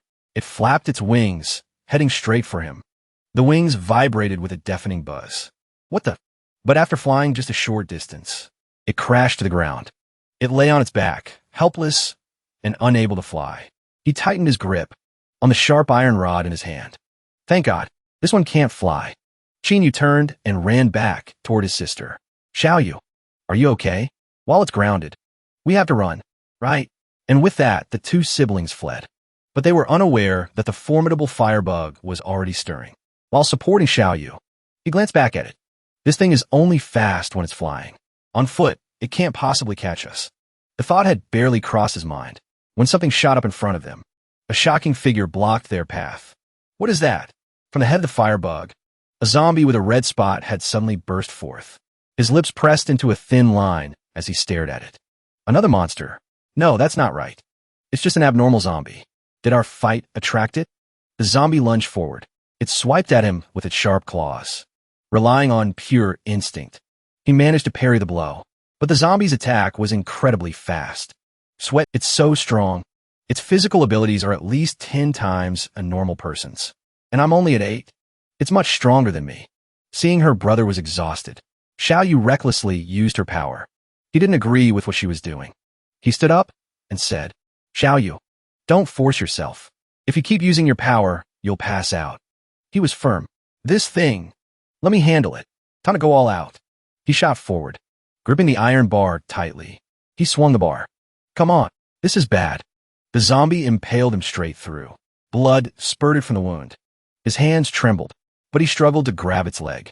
She let out a scream, crying hysterically. Her brother, with extraordinary willpower, was still holding on. But as he fought one, another appeared. Eat! Watch out! That fireworm is catching up.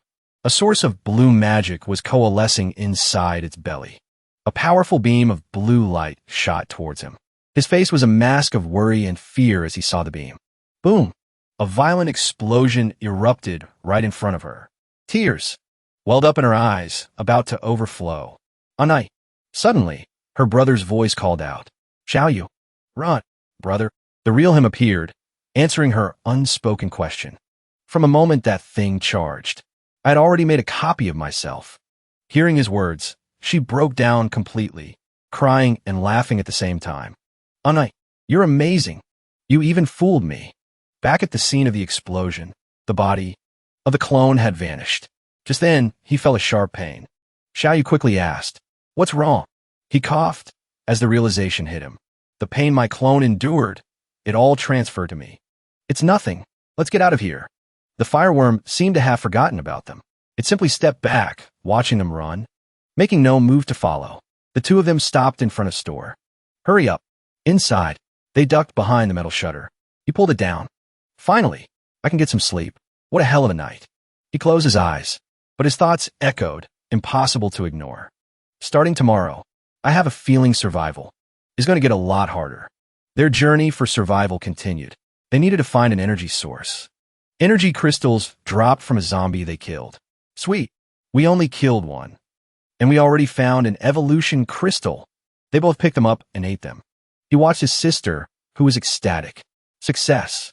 My physical stats are 9 times stronger now. It's just that. This isn't enough to fill our stomachs. They moved forward. Carefully, they scanned their surroundings and spotted a green supermarket. There's a supermarket over there. The siblings' faces lit up at the sight of it. This is great. They hurried over. A voice echoed from inside. Hey, Zhang Feng, what are you so scared of? I've got a pin. Hurry up. God, you useless coward. Hearing the voice, Xiaoyu whispered, there are people inside. I'll go in first. They proceeded with caution. Yeah, he's trying to hold back a wild one. While the other guy has his staff raised. Zhang Feng, this kid, I'm losing my grip. If I die here today, it's on you. His voice trembled. Sorry. Now. You can't blame me for this. The zombie tore free from his grasp.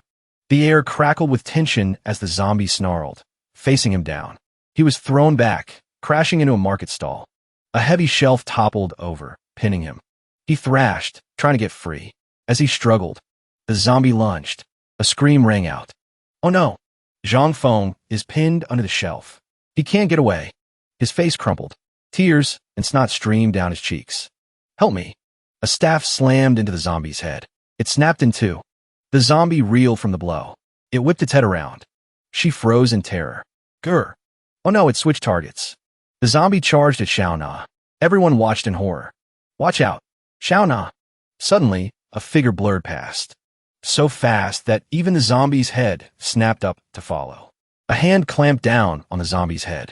It froze, shocked. Before it could even react, it was dragged across the floor.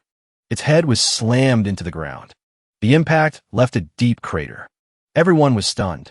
They couldn't even process what had just happened. He rose to his feet. With an almost magnetic presence, he walked towards the girl. He gallantly offered her his hand. She blushed, flustered as she took it. Get up. Thank you. From behind them, Xiaoyu's curious voice called out, making Xiaona jump. Xiaona turned around. Her eyes widened in disbelief. Xiaoyu? Is that you? Xiaoyu. The two girls rushed towards each other. They threw their arms around one another in a joyful hug. I can't believe I'm seeing you here. The two of them turned to Qinyu. Xiaoyu smiled. Big brother. This is Xiaona. She's my best friend from school. Thank you for saving me.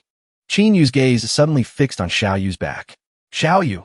This scene, a memory suddenly flashed through his mind. A street swarming with zombies. They were completely surrounded. We're surrounded. What do we do? Qinyu and Zhang Feng were frantic. Zombies of this level. And there's so many of them. There's no way to break through. Damn it. I can't believe I'm going to die here. Suddenly, a scythe whistled through the air and tore the horde to shreds. What was that? The figure of a woman in high boots emerged from the chaos. Her face slowly came into view. The goddess of death. So, incredibly strong. Qinyu was still lost in the memory when Xiaoyu's voice snapped him out of it. Why are you staring at her like that? A hand suddenly clamped down on Qinyu's shoulder. He jumped. It's nothing. Lu Kuan looked at Qinyu. Hey man, that was some incredible skill you showed back there. Seriously, thank you. With that, he turned to check on Xiaona, completely forgetting about the guy still pinned under the shelf. I'm not hurt, Uncle Lu. I'm fine. You don't have to worry about me. Help me get out. Somebody get me out of here. With lightning speed, Qinyu moved. With a single wave of his hand, the shelf went flying. Zhang Feng was safe. A wide, foolish grin spread across his face. Thank you so much back there. You're a true beauty, saving a hero. Lu Kuan snapped. He pointed a finger right in Zhang Feng's face. You call yourself a hero? Acting like such a coward? A dog would have been more useful than you. Even Lu Kuan was laying into him. All four of us had weapons. Taking out one zombie should have been simple. Zhang Feng, you little punk, you almost got everyone killed. Do you realize that? But Zhang Feng wasn't one to back down. He shot back. Didn't this kid here step in just in time? Besides, nobody got hurt. It was my first time doing something like that. Whose bright idea was it to make me do something as important as finishing off the zombie? Anyway, hearing the defiant retort, Lu Kuan roared in frustration. My plan was perfectly timed. Xiaona risked her life as bait. He had the zombie pinned from behind. Out of all those things, what part could you even handle? Our strategy has worked against countless zombies. The only time we ran into a problem was with you. You put everyone in danger, and you still have the nerve to make excuses. Sensing things were getting out of hand, and knowing he was at least partly to blame, Zhang Feng reluctantly gave in. All right, I get it. I was wrong, okay? Just then, Zhang Feng's gaze landed on Xiaoyu. He sauntered over to her. He coolly brushed back his hair in a flirty gesture. So, you're Xiaoyu, right? My name's Zhang Feng, the beauty of number 2 high school. I'm sure you've heard of me. I've heard a thing or two about you, too. Hearing Zhang Feng's attempt at a pickup line, Xiaoyu replied shyly. Oh, so you're a senior? Zhang. I've heard the name. Ain. Suddenly, Lu Kuan's brow furrowed. He seemed to have noticed something. Lu Kuan yelled. There's a noise. More zombies. But the sound wasn't zombies. It was Qinyu, eating. He's clearly just scarfing down food. The kid must be starving. All right, fine. I'm sure everyone's hungry. Let's get something to eat. After that, we'll head back to the camp. Xiaona stared at Xiaoyu for a moment. Then, she asked curiously, Hey Xiaoyu, how come your brother is nothing like you? Xiaoyu teased her. We're not related by blood. Why? You got your eye on my big brother? Her secret was out. Xiaona immediately turned beet red. Oh, you little rascal. Where did you learn to tease people like that, huh? Lu Kuan slung his pack over his shoulder. He led the group out. Xiaona and Qinyu followed close behind. They moved stealthily through the streets, trying their best not to make any noise that might attract zombies. They arrived in front of a massive, fortress-like building. Stepping inside, Lu Kuan announced, Everyone, we're back. As Qinyu entered, his eyes swept across the room. His gaze settled on a man with hair like a crow's nest, who was sitting beside an old woman. Qinyu thought to himself, this shelter is filled with the old and the weak, the disabled. Their combat strength is practically non-existent. No wonder even a girl like Xiao Na has to go out and scavenge for food. If things go on like this, the people here won't survive long in this apocalypse. Xiao Na ran over. She called out anxiously, Grandpa. She immediately knelt by his side. She opens the bag and takes out a loaf of bread.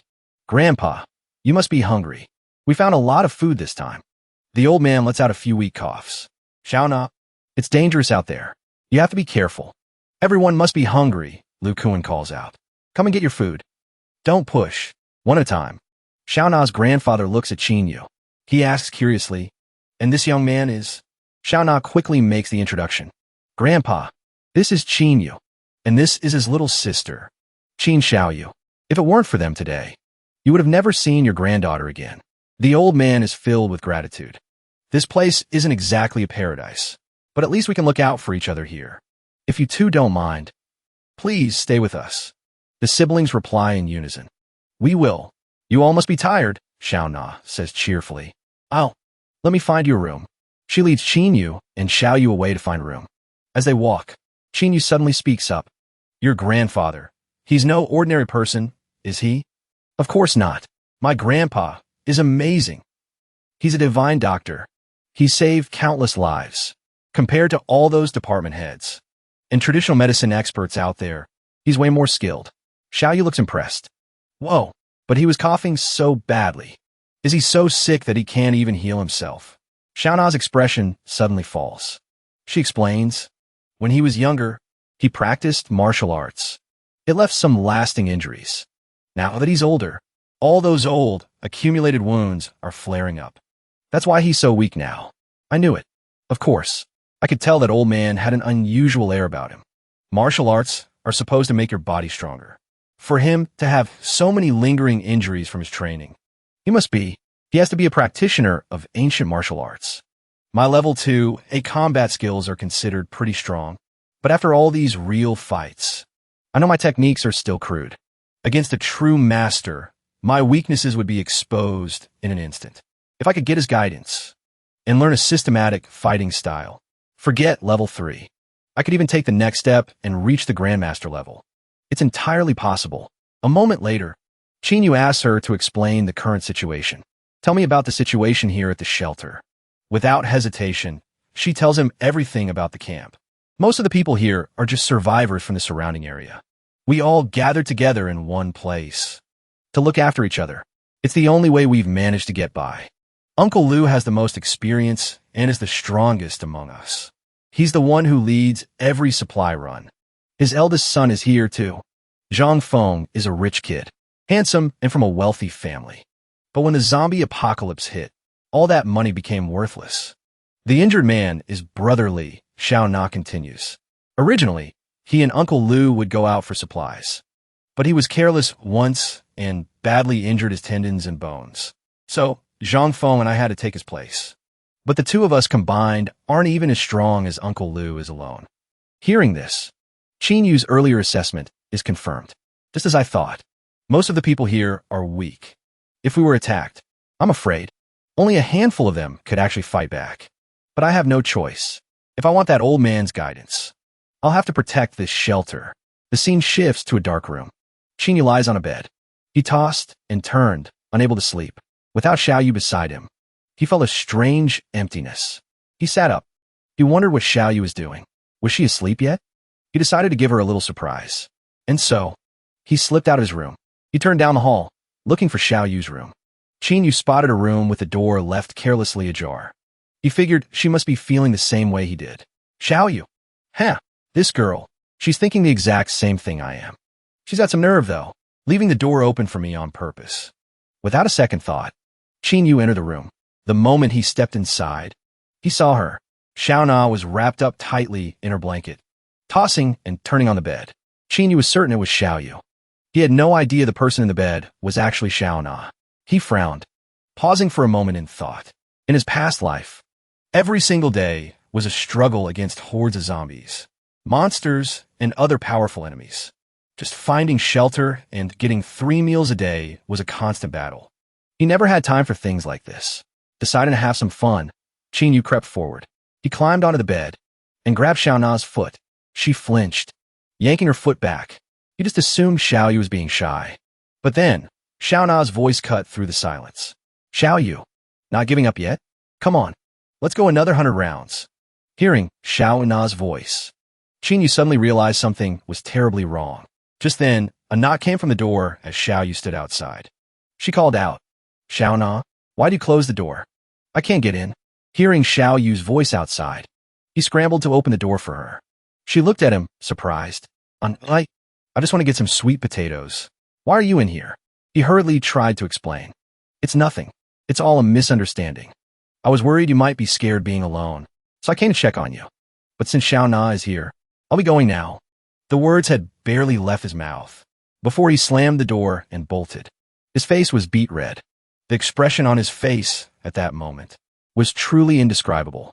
Panicked and utterly mortified, he thought to himself, what the hell? What in the world was I just doing? Later, Chinyu went downstairs and found Xiao Na's grandfather. He spoke first politely. Hello, Grandpa. The old man replied. Wu Zi, it's still early. You kids have been through so much out there. Why aren't you getting more rest? Chinyu walked up to him and said, It's all right. Grandpa, I just wanted to see if there's anything I can help with. Chinyu breathed a sigh of relief. He still called him Wu Zi so warmly. Looks like Xiao Na hasn't told him about what happened last night. Outside, the growls of zombies echoed. They were frantically clawing at the door. Brotherly whispered a warning to the others. Everyone, keep your voices down. There's zombies climbing up to our position. A young woman's eyes filled with tears. She pressed her hand to her mouth, trying to stifle her sobs. I don't want to die. The teenage boy next to her grabbed his head in panic. Damn it. What are we going to do? There aren't many of us who can fight. Suddenly, Xiaona's grandfather pushed himself to his feet with his cane. Qinyu went over and put a hand on his shoulder. Grandpa, don't move.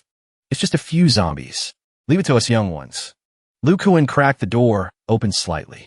He peeked outside to survey the situation. Not far from the main entrance, several zombies were clawing at the windows, trying to get in. He watched them and asked with a hint of worry, "How do these zombies know we're in here?" Beside him, Qinyu calmly replied, "Some of the zombies have evolved. They have intelligence. It's probably only on the level of a wild animal, but that's enough for them to find us. After all, even wild animals know how to track and hunt their prey." Hearing this, Lu Kuan's face went pale. He buried his face in his hands and lamented. With just a few of us, killing one wouldn't be a problem. With two, I'm afraid someone would get hurt. But what are we supposed to do against 5? Just then, he looked up to see the young man striding outside, wielding an iron bar. He quickly yelled out, "Kid, are you trying to get yourself killed? You can't take on that many zombies by yourself." As soon as the words left his mouth, Xiaoyu appeared out of nowhere beside him. She reassured him, "Don't worry, Uncle Lu. To my brother, these zombies are a total cakewalk."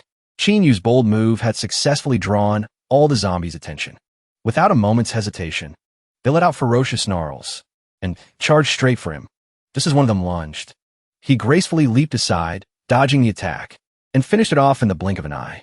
He had barely dealt with one when another one rushed forward. Qinyu leaned back slightly, evading its claws with fluid grace. Then, with a piercing glare, he turned his head and stared right at it. Instantly, a massive, earth-shattering explosion erupted, and when the blast subsided, the zombie was nothing but a charred corpse, consumed by the flames. Witnessing this scene, a completely stunned Lu Kuan stammered, "Wah, what in the... Is he a monster?" A moment later, Qinyu had finished cleaning up the rest of the zombies and stood tall, reigning over the battlefield. He quickly turned and walked back toward the old man. He said, "It's done. Send some people out to repair the wooden planks and steel plates. I'll stand guard." Time passed quickly. The sky above the apartment complex remained a gloomy, overcast gray. Once the work was finished, Lu Kuan returned to speak to the others inside. "Everyone, don't be afraid. The threat has been eliminated. The boards and plates have been repaired, too." Hearing this, the people in the apartment building cheered with joy. "Thank God. That scared me half to death." Afterward, he approached the young man to express his gratitude. "That was a really close call today. We were lucky to have you, Qinyu." While Qinyu politely watched him walk away, Xiaona's grandfather slowly stood up. Just as Qinyu finished his thought, the old man called out to him, "Qinyu, come over here. There's something I need to talk to you about." Qinyu immediately responded, "Yes, sir." And so, the two of them quickly entered a small room. After closing the door, Xiaona's grandfather spoke first. "You've killed people, and more than just one." Hearing that, Qinyu's expression immediately shifted. He replied calmly, "You're very perceptive. That's right. It wasn't just one person." He had his answer. He raised a hand, carefully unbuttoning his shirt one by one. Revealed, he knew, "With this frail body, I'd be no match for you. But if I have to, I will risk my life to stop you from hurting anyone else, even if it's just to buy some time." So now, he let his cane fall to the ground. He questioned Qinyu, his voice a low rasp. "Tell me." Qinyu spoke, his words meant to calm the old man. "Sir, don't be so tense. I just want to make a deal." Hearing this, the old man asked, a hint of hesitation in his voice. "A deal? What kind of deal?" Seeing that he had calmed down, Qinyu stated his purpose. "It's simple. A win-win situation for both of us. You take me as your disciple, and pass on all of your skills to me. In return, I'll cure that chronic illness of yours. I'll give you a new body, completely rejuvenated." Hearing this, Xiaona's grandfather felt a wave of helplessness. He sighed. "Kid, if you want to learn my techniques, I can teach you. But as for how much longer I have to live, I know that better than you do. You have ways of dealing with zombies. But can you bring the dead back to life? This old man doesn't need you to give him a new body. But if you can protect my Xiaona in my place, then taking you on as a disciple isn't out of the question." Qinyu ignored whether the old man had agreed or not. He slowly crouched down and picked up the iron bar at his feet. Xiaona's grandfather gasped in surprise. Such power. Qin Yu didn't say much. He tossed the iron bar aside and continued. Old man, I know a way to make you recover. You could even become as strong as I am. You won't have to rely on me to protect your granddaughter, Xiaona. With that promise, and having witnessed his power, the old man no longer hesitated. He agreed. Kid, this old man has been a man of his word his entire life. If you can truly deliver on your promise, I will pass on all the skills I've mastered in my lifetime to you. A while later, time passed quickly. In another, well-furnished room, Zhang Feng was furious. He pointed at Qin Yu and demanded loudly, Why do I only get one piece of bread? But this guy who just showed up today gets two. Lu Kuan immediately spoke up to put him in his place. What are you yelling about? It's not like you could finish 2 pieces. He's been the one protecting everyone for the past 2 days. So what if he eats a little more? And then there's you. What do you do all day besides play the part of a spoiled young master? What do you need the extra food for? To fatten yourself up for the zombies? Hearing this, he grew even angrier. He shot to his feet, shouting, You old. Just then, Brotherly cut him off. Just eat. You should be glad you're getting anything at all. That one time you tried to help. You nearly got me and Xiaona killed. You're a perfectly able-bodied young man. You're a grown man. Does anyone here owe you a living? Realizing everyone was against him, Zhang Feng flew into a rage. He pointed at them and snarled. Fine. I knew you all couldn't stand me. I'm out of here, and don't you dare try and stop me. With that, Zhang Feng turned to leave. Taking out his frustration on a chair, he kicked it over. Lu Kuan watched him go. He asked hesitantly, Looks like he's really leaving. Should we call him back? Brotherly remained perfectly calm. He scoffed. Let him go. Why go get him? He'll just roll back on his own soon enough. So, the guy this is all about finally decides to speak. It's fine. After we finish eating, Xiao Yu and I will head out. Once we find that kid, we'll just haul him back here. Hearing this, Liu Kun sighed and quickly warned him. Qin Yu, we found plenty of food last time. It should last us for a long while. There's no need to take another risk. At his side, Xiao Yu quickly reassured him. Don't worry. My brother and I are both strong. Those zombies can't do anything to us. A little while later, after finishing their meal, the 2 siblings stepped outside. Suddenly, Xiao Yu called out to him. Bro. Hearing her, he answered, Yeah. To his surprise, she put on a pouting face and grilled him with a suggestive question. Between me and Xiao Na, whose body feels nicer to touch? Hearing this, Qin Yu scrambled to explain. What are you talking about? You want to talk? I can't believe you had just met her, and you were already sharing a bed. Even so, Xiao Yu still turned away with a pout and warned. I'll let it slide this time, but if I catch you snacking on the side again, I won't forgive you. Hearing the phrase snacking on the side come from her, he froze, completely baffled. Snacking on the side? Where did you even learn a phrase like that? The scene shifts. They're no longer in the apartment complex, but have moved into the city, a place teeming with zombies everywhere. A steel rod smashes through the chest of a fallen zombie. He squats down, searching for something and muttering. This one doesn't have it either. Xiao Yu, having just checked the other 2, quickly reports. These 2 don't have anything either. After they finished their search, he walked over to her, sighing with a hint of disappointment. Today's off to a bad start. Suddenly, the girl moved closer to him and said something strange. Bro, did you just fart? Why is there such a weird smell? Hearing this, Qin Yu laughed, teasing her. Don't be ridiculous. How could a fart from me smell that strong? There must be a lot of corpses around here, or something like that. Just as he finished his sentence, a strange sound suddenly echoed out, causing them both to freeze. Startled, Xiao Yu cried out in confusion. What was that? Qin Yu wondered, his expression grim. A scream that loud. Could it be? His thought unfinished, he immediately turned to her. Xiao Yu, let's get to high ground and take a look. This smell and that roar. This isn't normal at all. The 2 of them quickly entered a nearby building and made their way up the stairs until they reached the rooftop. They didn't know what lay ahead, but when they saw the sight before them, he gasped. She was also in utter disbelief, stammering, What is that thing? Far in the distance, a monster of colossal size was moving toward them. As they looked closer, they realized it was a giant dragon. It had just demolished an entire building. Hulong quickly warned them. It's a guardian beast. Be careful. If it senses us, we're dead. He couldn't believe it. The apocalypse had only just begun, And in just 2 months, a creature had evolved to this level. This one will definitely become a lord-tier monster in the future. Hearing this, Xiaoyu was bewildered. She asked Hu Long, "What is that?" He immediately answered her question.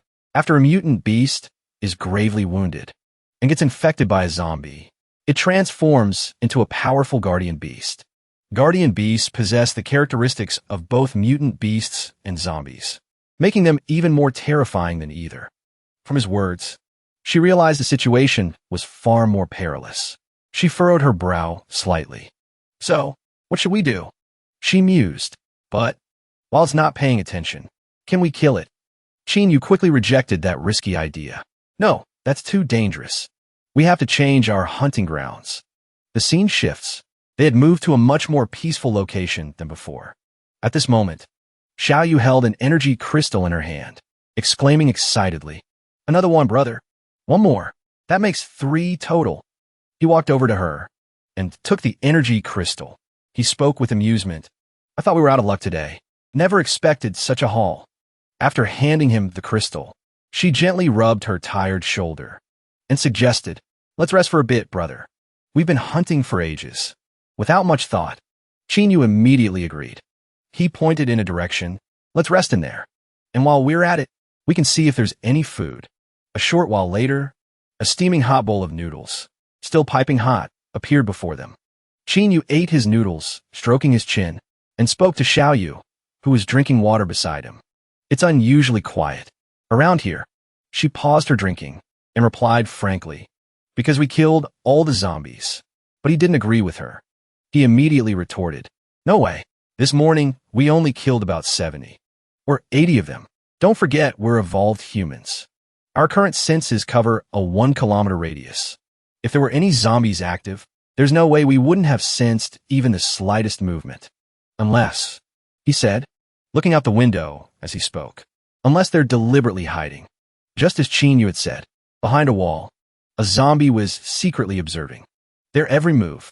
Seeing it, he immediately stood up, making her gasp in surprise. "Brother, what's wrong?"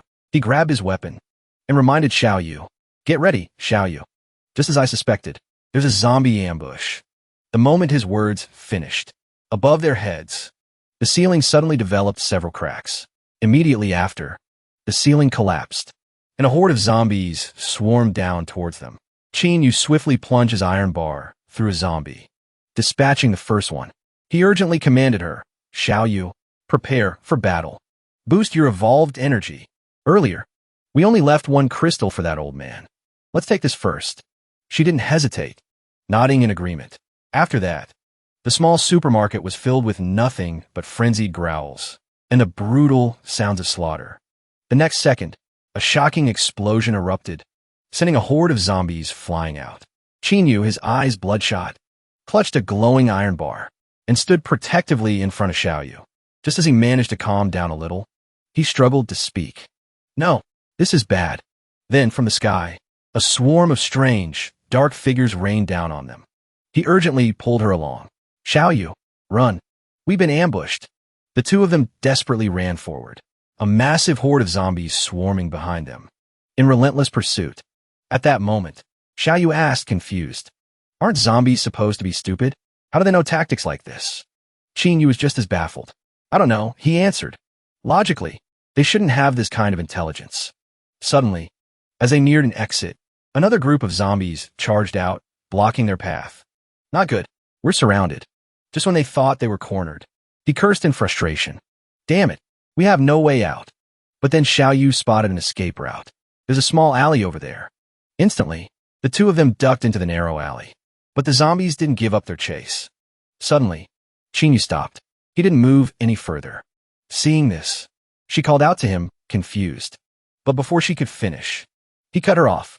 "Xiaoyu, the terrain here is narrow. It's safer if you stay behind me. Boost me. If these bastards have intelligence, and even know how to cooperate, then I'll have to see if they also know." His face was now a mask of killing intent. As he said menacingly, what true terror is. With a furious roar, Yu unleashed his power, as if venting all his pent-up rage. Then, he immediately charged forward, ready to face the zombie horde. Instantly, Qin Yu unleashed a flurry of attacks. Even so, the zombies showed no fear. They kept lunging forward, growling. Seeing this only fueled his battle lust. Come on, he challenged. The moment he spoke, right where Qin Yu was fighting, a massive explosion erupted. As the smoke cleared, he had already struck down one of the leading zombies. Although a good number had been wiped out, the rest remained relentless. They just kept coming. Their persistence was starting to piss Qin Yu off. Still not giving up? Looks like unless I take care of all of you, you're not going to stop. Meanwhile, Xiaoyu had spotted something. She shouted to him, "Look over there, on top of that tall building." Following her finger, he saw 3 zombies watching intently. It only took a single glance. He knew right away. I knew it. There's no way zombies could coordinate attacks like this on their own. It has to be because of those things up there. Then, Qin Yu began giving instructions, a plan already forming in his mind. Xiaoyu, stay right behind me. We're going through. Time to settle the score with those 3. More zombies continued to pour into the narrow alley where they stood. Suddenly, a terrifying surge of power shattered the wall of the adjacent building. Both he and Xiaoyu were already braced to execute their plan. At the same time, a large-headed zombie on a nearby skyscraper was staring down at them. The two of them shot forward, shaking the zombie horde off their tail. As soon as they reached the stairwell, Qin Yu said, "Xiaoyu, get to the top.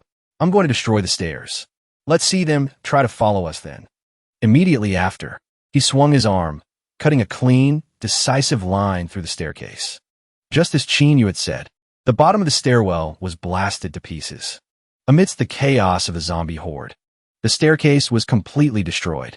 Xiaoyu shot them a taunting look. In an instant, the zombies roared in fury and surged forward. Seeing their movement, she immediately warned him, "Look, this bunch actually knows how to make a human ladder." He replied without even looking at them, "Ignore them. Once we take care of those 3, this horde will crumble like sand.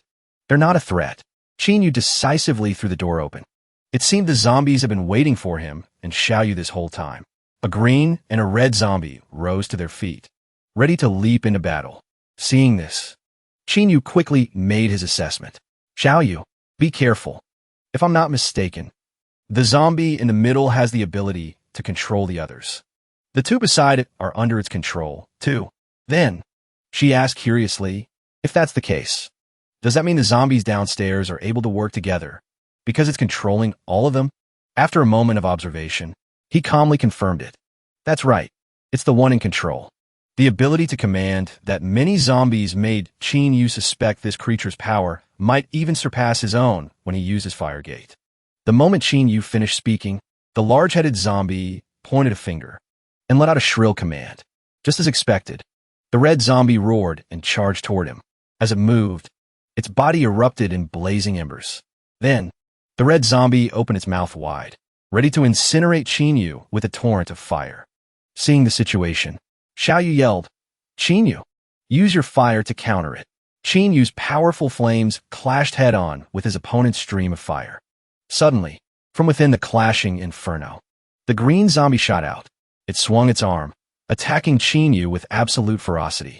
The sudden danger made Xiaoyu cry out in alarm. Qin Yu, fortunately, a razor-sharp blast of icy energy sent the green zombie flying. It was Xiaoyu, who could no longer stand by and watch. She warned it coldly, "Stay away from him." After regaining his composure, Qin Yu immediately moved in. "Nice one, Xiaoyu." The rebar in his hand struck true, hitting its body, but it seemed to do no damage at all. Even so, Qin Yu didn't flinch. Instead, he muttered curiously, "That tough, huh?" In the next instant, the rebar was enveloped in a blazing aura as he powerfully rammed it through the green zombie. At the same time, he said, "Then let's see how you like this." The attack seemed to cause extreme agony. It let out an unending shriek. While the green zombie was still screaming, Qin Yu had already backed away. Then, he carefully instructed Xiaoyu, "Get back." Without a moment's hesitation, Xiaoyu obeyed. Quickly retreating, the green zombie seemed to have erupted in a furious rage. It unleashed its full power, freezing almost everything around it. While hiding behind a wall, Qin Yu whispered to Xiaoyu, "Boost me." Hearing this, Xiaoyu immediately began to object, trying to stop him. But Qin Yu, not letting her finish, he cut her off. "I know what I'm doing. Now's the time. Hurry. Meanwhile, the two green and red zombies were frantically searching for them everywhere. Just then, Chinyu appeared right behind them. He taunted, "Where do you think you're looking?" He raised the iron bar in his hand, challenging them. "Come at me, you mongrels." The moment they saw Chinyu, they growled aggressively and charged at him wildly. In an instant, the red zombie had pinned him to the floor. The sight brought a twisted look of satisfaction to the big-headed zombie's face. It let out a guttural chuckle. Suddenly, something startled it. Its eyes darted to the side. It turned out that Chinyu had secretly slipped behind the big-headed zombie without anyone noticing. The green and red zombies were also stunned, their jaws hanging open in utter confusion, as if delivering the finishing blow. He growled, raising the iron bar high. Then, the magically infused iron rod pierced through the big-headed zombie's skull. The sight left the others frozen, their faces etched with absolute horror. Immediately, they collapsed to the floor, as if all their strength had been drained away. However, the green zombie still struggled to get back up, not about to let that happen. Chinyu plunged his iron rod straight down into its head. A moment later, he breathed a sigh of relief. "Well, that's taken care of." Just then, Xiaoyu's excited voice rang out. "Chinyu, hey, quick look. All those other zombies are scattering." As if he already knew, Chinyu replied with a faint smile. Of course. Without their controller, the zombies below are less than wild beasts. After that, he took out a sharp knife and made a long incision on the big-headed zombie. It seemed Chinyu found something. Sure enough, seeing this, Xiaoyu asked curiously, "What is it?" But as soon as she saw the crystal in Chinyu's hand, she knew. This one isn't like the others. The evolutionary energy must be incredibly strong. As she observed it closely, she slowly mused to herself. The color is a shade weaker than a demon lord's core, but it's still absolutely incredible. After that, Chinyu held out the crystal. Same rules as always. Duplicate, then enhance. One for each of us. Xiaoyu quickly clasped her hands together in delight. Awesome. This is seriously amazing. Suddenly, Chinyu seemed to feel a special surge of power from the crystal. Seeing Chinyu freeze, she asked with concern, "What's wrong? Why the hesitation?" It seemed he had discovered something strange hidden within the crystal. Looks like this has some kind of mental suppression ability. Xiaoyu's curiosity was piqued. Inquiry, ability suppression. Another new term? Immediately, Chinyu began to explain, sounding just like a professor. This so-called ability suppression refers to the power disparity between two individuals. It causes a form of suppression based on rank. To put it simply, if my power level is significantly higher than yours, then your enhancement effect on me would be severely weakened. It's the same principle here. This thing's evolutionary energy level was much higher than ours. That's why it took so much effort just to replicate it. Hearing this, she hesitantly ventured a guess. So does that mean that big-headed monster was taken down with just a word from Xiaoyu? Chinyu was quick to confirm. You guessed right. That thing was even stronger than we thought. However, its ability was pretty unique. It could enhance its own combat power, but it had terrible luck. It just had to run into someone with an ability. No, it ran into two people with abilities who were just a little bit stronger. I'm guessing it sent that zombie horde after us because it wanted to defeat us.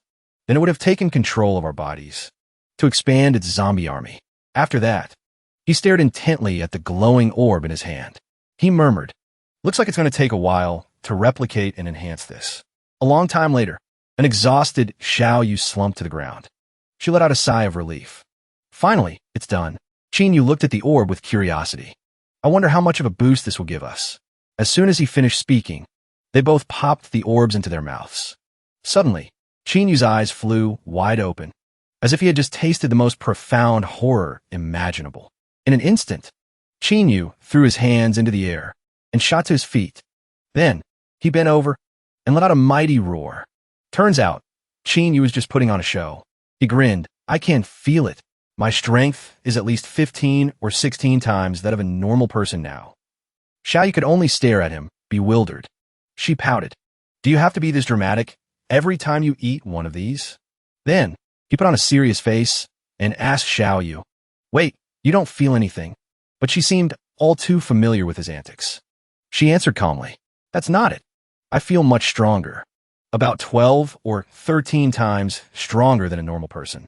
After Xiao Yu's explanation, he looked confused. That much an increase. So why didn't you roar?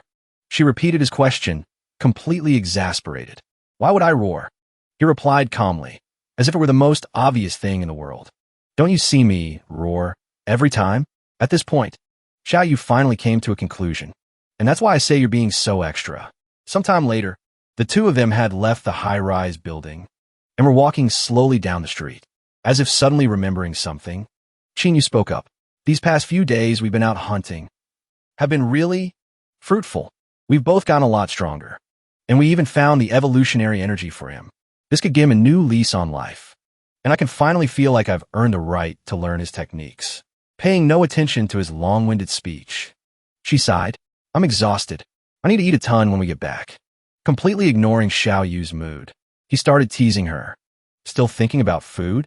In this day and age, everyone else is skin and bones. But look at you, you've actually gotten a little chubby. As if Qin Yu had pushed her last button, she snorted coldly and threw a punch. You're the chubby one. After a moment of being stunned by the blow, Xiao Yu piped up. I'm 12 times stronger now. Actually, 13 times. With a punch like this, my God. Before he could finish, Xiao Yu noticed something was wrong. She urgently called out to him.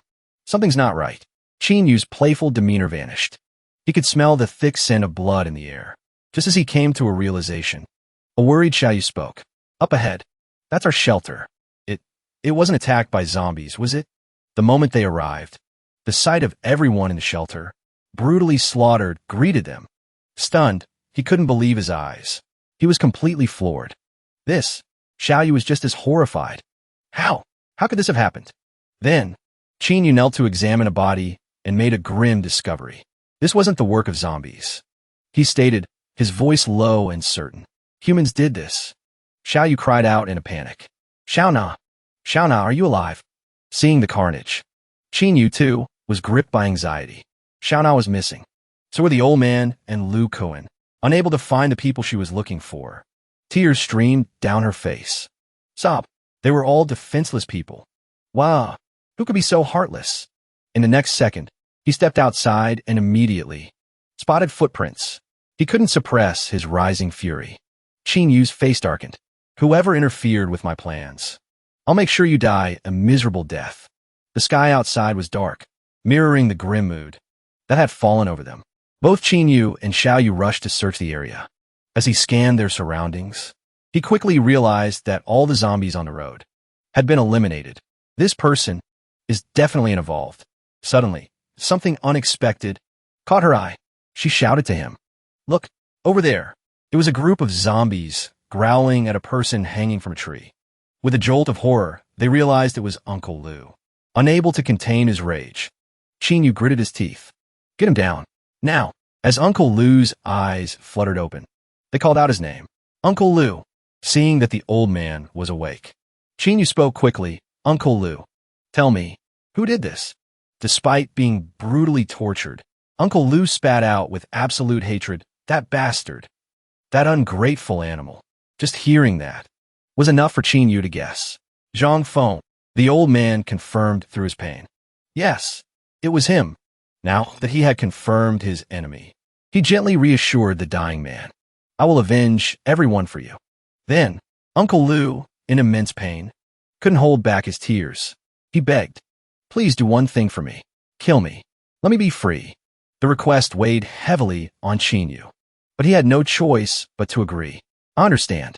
His final word echoed as he drew his last breath. Thank you. A moment later, Xiao Yu spoke, her voice heavy with grief. Zhang Feng, why would it be him? How could he possibly have the power to do something like this? Unless he's become an evolver too. She spoke up, explaining that for Zhang Feng to have that kind of strength, it had to be one of two things. Either he found a companion who helped him get the energy to evolve, or he awakened and became an evolver on his own. In an instant, she grasped the key point. Self-awakening. Though still furious, Qin Yu continued, I think that's the more likely possibility. Some people, when faced with extreme danger and hardship, their potential is unlocked. That's how they awaken and become evolvers. The scene shifts to a tall building. where 3 gangsters are standing guard. The black-haired goon sighs, "Man, I'm beat." Hearing this, the scar-faced goon taunts him, "Hey, watch yourself. We just got a new boss. And with you slacking off like this, you're asking for it." As if he'd been caught, the spiky-haired goon quickly replies, "Yeah, you're right. I heard the new boss is even more vicious than the old one." We flash back to 2 days earlier. Zhang Feng's voice rings out, filled with resentment. "Fine. You've all had it out for me for a while now. I'm leaving. But you better pray you never fall into my hands." He storms out of the room, slamming the door behind him. Out on the street, Zhang Feng mutters a stream of curses. "Everyone's always picking on me. When have I ever had to put up with this crap? Just you wait." As the city sinks into darkness, so does his mood. The moment he runs into a zombie, Zhang Feng is filled with regret. "Damn it. How am I supposed to survive in this apocalypse? I was too reckless. It's all their fault." Then, the zombie growls and lunges, as if to tear him to pieces. Luckily, Zhang Feng ducks out of the way just in time. But suddenly, he freezes at the sight before him. It turns out that during the struggle, another horde of zombies had closed in on him. Seeing this, he immediately turns and runs, screaming, "Help me. I don't want to die here." But it seems Lady Luck was no longer on his side. He trips on an iron bar lying across the road. In the next instant, Zhang Feng sprawls onto the pavement, right in front of the zombies. A zombie leans in, its mouth wide open, ready to devour him.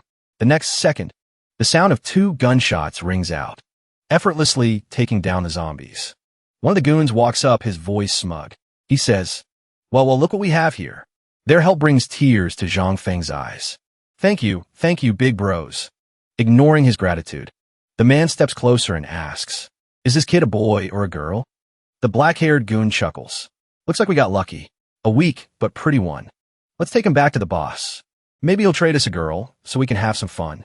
Thrown over his shoulder like a sack of goods, Zhang Feng shouts, "You, what are you talking about? Where are you taking me?" Hearing this, the man laughs loudly and replies, "You'll find out when we get there. You're gonna have a great time, kid." The group makes their way to a large, tall building. From inside, a voice rings out, full of satisfaction. "You boys did a good job."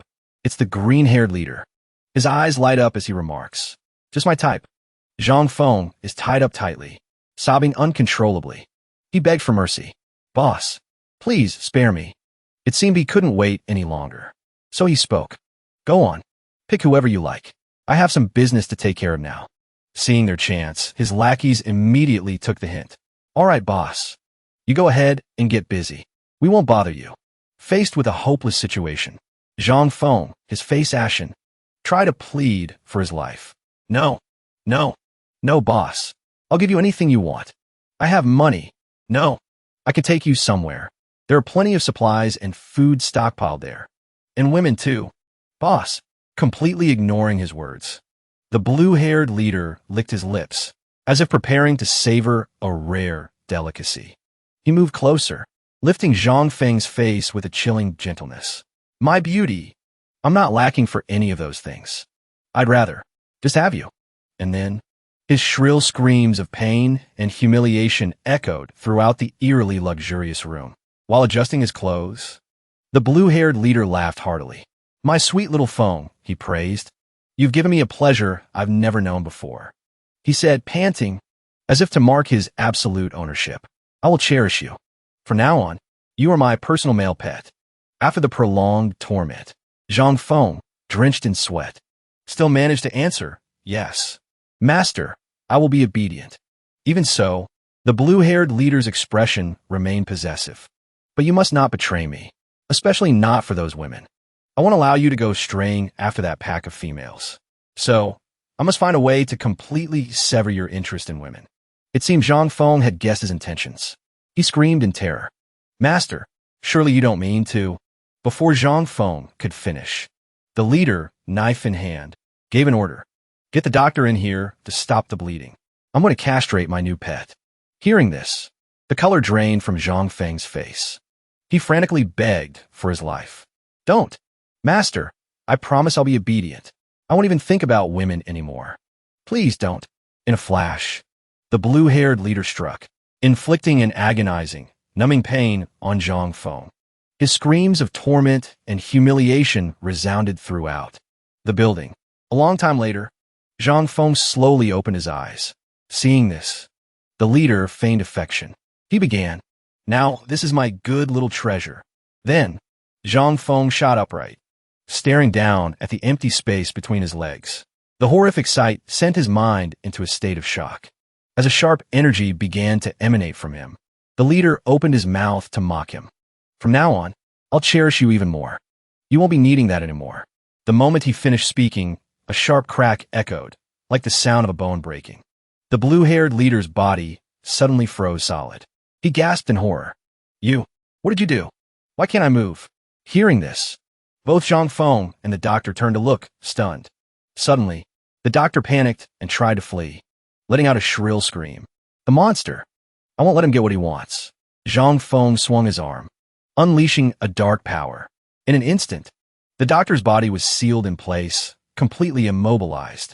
He screamed, begging desperately for his life. "Don't kill me. I was just trying to stop the bleeding. The one who hurt you. It was him." Zhang Feng's entire body was shrouded in a dark aura. Witnessing Zhang Feng's deranged state, the green-haired leader was finally overcome with terror. What are you doing? I'm your master. Stay away from me." His horrified screams echoed endlessly throughout the room. "Stop! Somebody help me. Where is everyone? Please, don't." Meanwhile, outside the building, the moon hung high in the night sky. A deep darkness blanketed everything. At some point, Zhang Feng had captured Xiao Na and her grandfather. Zhang Feng's sheer brutality had filled Xiao Na with overwhelming dread. It seems like the shock from before was too much for him. He's completely lost his mind. "With this knife, I carved that bastard up piece by piece. He was a tough one. Took him over 2 hours to finally die." Zhang Feng's cruelty was too much for her to bear. "You're a monster," she blurted out. Xiao Na's words made him furrow his brow in confusion. "A monster?" he muttered, his eyes narrowing. He snarled, his gaze filled with resentment. "Me a monster? Isn't this what you all made me? If you all hadn't turned against me, would I have ever left?" Then, he quickly started shifting the blame. "Would I have been captured by that scumbag, violated by that animal, and ended up in this state, unable to stand Zhang Feng's constant victim-blaming?" Xiao Na, with tears streaming down her face, still argued back firmly. "You did this to yourself. You were clearly no help at all, always walking around with that hateful look on your face, and causing trouble for everyone. No one ever told you to leave. You left on your own." She lowered her head, her voice tinged with sadness. "We were all survivors in this together. How could you be so cruel? You didn't even spare the old or the young." But Zhang Feng remained completely unmoved. "In this together, with you people, I'm strong now. I don't need weaklings like you anymore. In my eyes, you're all nothing but prey and toys." These words sent Xiao Na's grandfather into a rage. He yelled, "You ungrateful little beast. I should have never saved you." The old man's voice made Zhang Feng turn his attention. It was as if he'd found a new target. Zhang Feng let out a cold laugh. "I almost forgot about this old fossil. Back when I was trying to court Xiao Na, you did everything to stop me. You even hit me. Now that you've fallen into my hands, do you really think I'll let you die peacefully?" Ignoring Zhang Feng's threat, Xiao Na's grandfather taunted him loudly. "I've seen my share of storms in this life. I've seen plenty in my day. So bring on whatever you've got. If I by Tianhao so much as flinch, then I don't deserve to be called a man." Seeing this, Xiao Na immediately rushed to stand in front of her grandfather. "Stop," she begged. "Don't touch my grandpa." This display of familial love only seemed to infuriate Zhang Feng. From outside the building, a sharp voice cried out, "Stop! Who goes there?" It was Qinyu, who had found Zhang Feng's hideout. He asked them, "Have any of you seen a man named Zhang Feng?" Hearing this, a black-haired thug looked on in confusion. "Well, if it isn't our great alliance leader, he's not someone you can just meet whenever you want." A moment later, the spiky-haired goon was captivated by their looks. "Just look at them. That girl, her looks and her aura are both top tier. And the guy's pretty good looking too. I heard that before the new alliance leader took over. He used to be the old leader's boy toy, so he might be into this kind of thing too. Both of them could be useful." He quickly made up his mind. Yeah, this could work. Having made his decision, the spiky-haired goon spoke up. Since you two deliver yourselves right to my doorstep, don't even think about leaving. Weren't you looking for the alliance leader? I'll take you to him. Immediately after, he reached out to touch Xiao Yu, letting out a sleazy comment. All for this girl. Not about to let the goon carry out his filthy plan. Qin Yu swiftly snapped his arm. He gritted his teeth and demanded, "What the hell do you think you're doing?" The hold sent excruciating pain through the goon. He screamed in agony. "Pack the pain. Kill him. Kill him." His two cronies immediately drew their guns and opened fire. It seemed their backup only served to enrage Qin Yu. His face darkened, but they still didn't realize the danger they were in, stubbornly continuing to fire. And then, both the black-haired goon and the spiky-haired one were stunned. Where'd he go? He had already reappeared, a knife at their throats. I'll ask again. Where is Zhang Feng? The threatened, spiky-haired goon was trembling in fear. He stammered, blurting it all out. Third floor. The third-floor lounge. Without giving them a second glance, Qin Yu said, "Xiao Yu, let's go." Just that one simple move was enough to leave the goons utterly terrified. They were left trembling for a long time after. Outside Zhang Feng's room, two guards, one with green hair, the other with pink, were curiously peeking inside. That's when they saw Qin Yu and Xiao Yu approaching. The pink-haired guard questioned them. "Who are you? How did you get in here?" Qin Yu spoke quickly, not wanting to involve anyone who wasn't target. "I'm here to see Zhang Feng. This has nothing to do with you. Step aside." Upon hearing this, the green-haired underling immediately cursed in anger. "What do you think a Dashan gang is? A place you can just waltz into?" Then, knife in hand, he lunged forward. He snarled, "Looks to me like you've got a death wish." Before the green-haired goon could even land a blow, Qin Yu caught his hand in a tight grip. In an instant, the goon's body was sent flying across the hall. This terrifying sight left the pink-haired underling completely stunned. His jaw dropped in shock. He couldn't help but scream, "Monster!" The commotion woke everyone else in the building. A stir went through the crowd. "What's going on? What's all the noise?" "Yeah, what happened?" Seeing his buddies had arrived, the pink-haired guard immediately warned them. "This kid's a monster. Everyone, be careful." One of them, a fearless guy in sunglasses, stepped forward with a taunt. "Hey, little lady, today I'm going to let you experience the pleasure of being a real woman." Their stupidity left Qin Yu so disgusted he didn't even bother to say a word. With just one hand, he slammed the man's head deep into the wall. Witnessing Qin Yu's terrifying power, they were all stunned in disbelief. "Damn, is this brat trying to jump us? Let's get him. Take this bastard down." Meanwhile, inside Zhang Feng's room, Xiao Na's panicked screams echoed. "Grandpa! Grandpa!" He gloated with absolute delight. "See that? This is his fate." Ignoring Zhang Feng completely, she couldn't hold back her grief, crying out in anguish. "Grandpa!" Immediately after, he raised a hand, channeling his power, and said coldly, "Next up, it's your turn." Zhang Feng's power swirled in his palm, ready to strike Xiao Na. The next second, she clutched her body, as if enduring some unbearable pain. Suddenly, loud, continuous banging came from outside the door. Crash! "What's going on?" Just in time, Qin Yu and Xiao Yu burst through the door and stormed in.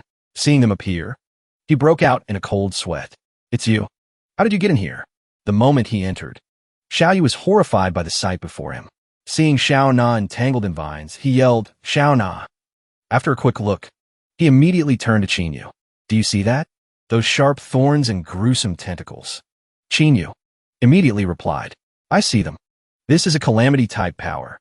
As Zhang Feng aggressively summoned his magic, Qin Yu calmly explained, "This ability can imprison and inflict pain." He then continued his explanation. "The powers gained after an awakening are divided into several types. My flame ability is a natural type. This guy's power, which looks so sinister, is most likely a calamity type. As for your enhancement ability and my copy ability, those are ideation types." Just as he finished speaking, Xiao Na cried out, calling his name. "Xiao Yu? He killed my grandpa." The news stunned him. He repeated, "What?" Zhang Feng arrogantly commanded. "Who are you glaring at, you rotten brat? I'll give you one chance. Kneel and beg for your life. Otherwise," the very next second, he unleashed his oppressive power, threatening menacingly, "I'll show you what true hell is. Dark, sharp thorns. shot viciously towards Qin Yu. Seeing the danger, Xiao Yu shouted anxiously, "Qin Yu, look out! Get out of the way!" But it was too late. Qin Yu didn't have time to dodge. The thorns pierced him while he was completely defenseless. At the same time, Zhang Feng smirked in contempt. "Scared stiff, huh? Couldn't even run." But before he could finish, a terrifying, murderous light glinted in Qin Yu's eyes. The sudden change in Qin Yu's demeanor startled Zhang Feng. He stammered, "How? How are you unharmed?" Then, he suddenly burst out laughing, as if trying to reassure himself. "I get it now. You're just pretending it doesn't hurt. Right, I see right through you." But Zhang Feng's smile didn't last long. Qin Yu tightened his grip on the iron bar. His eyes, resolute. Seeing this, Zhang Feng's face darkened. He stammered, You bastard." As a mysterious magical energy began to envelop the iron bar, Zhang Feng was utterly terrified. He screamed, Stay back, don't come any closer." Suddenly, a strange sound came from right behind Zhang Feng. Hearing it, Zhang Feng whipped around. His eyes were filled with alarm. He was absolutely horrified to see Xiao Na slowly changing, becoming someone else.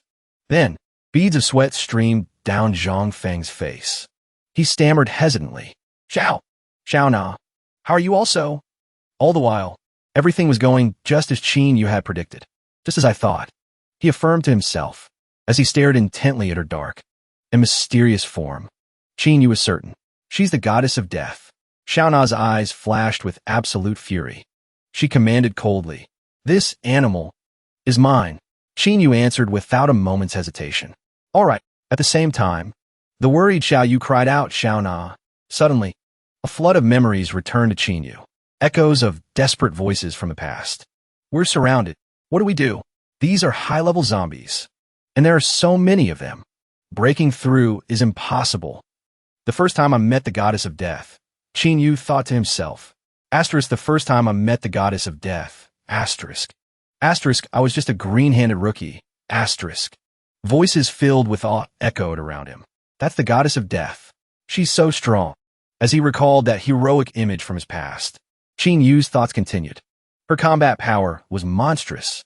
She could kill hundreds of zombies as easily as flipping her hand.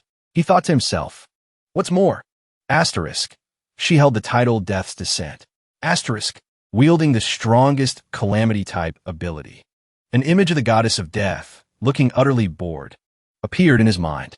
She had muttered, over in a flash again. "How boring." Qin Yu's recollection continued. Her power shook the entire post-apocalyptic world. It didn't matter if you were human, zombie, a mutated beast, or one of the other races that fought her. No one survived. Then, Xiao He, who was beside the goddess of death, had asked, "Where should we go have fun next?" As he remembered, Qin Yu thought, she was a lone wolf. Her personality was impossible to predict. She did things on a whim. She never showed malice or goodwill toward anyone, unless they were stupid enough to piss her off. Back in the present, Xiao Na had awakened the power of the goddess of death. She said in a sharp voice, "Before, you were always clinging to me, and while I found it annoying, I never found you despicable. In this apocalypse, your family was already gone. It was everyone here who took you in and protected you." She advanced on him step by step, her voice dripping with condemnation. "When you left, I thought you might realize your mistake, that you'd come back on your own, and when you did, everyone would have forgiven you. But instead, you killed them all. I just don't understand. We never did a single thing to wrong you." It was only then that Zhang Feng truly knew fear. He scrambled to beg for his life. "I was a backstabbing fool. I'm worse than an animal. Spare me." Unable to stand Zhang Feng's shameless groveling, Xiao Na spoke, her voice ice cold. "Now you think of apologizing?" Immediately, she gave the order, "Eat." Hearing this, Xiao He, the shadowy creature, lunged forward in pure ecstasy. It roared in reply, "As you command, master." It reached out with its skeletal hand, as if to snatch Zhang Feng's very soul. In the next instant, Zhang Feng's terrified screams echoed amidst Xiao He's chilling excitement. In a flash, it had devoured Zhang Feng's rotten soul, leaving behind an empty shell.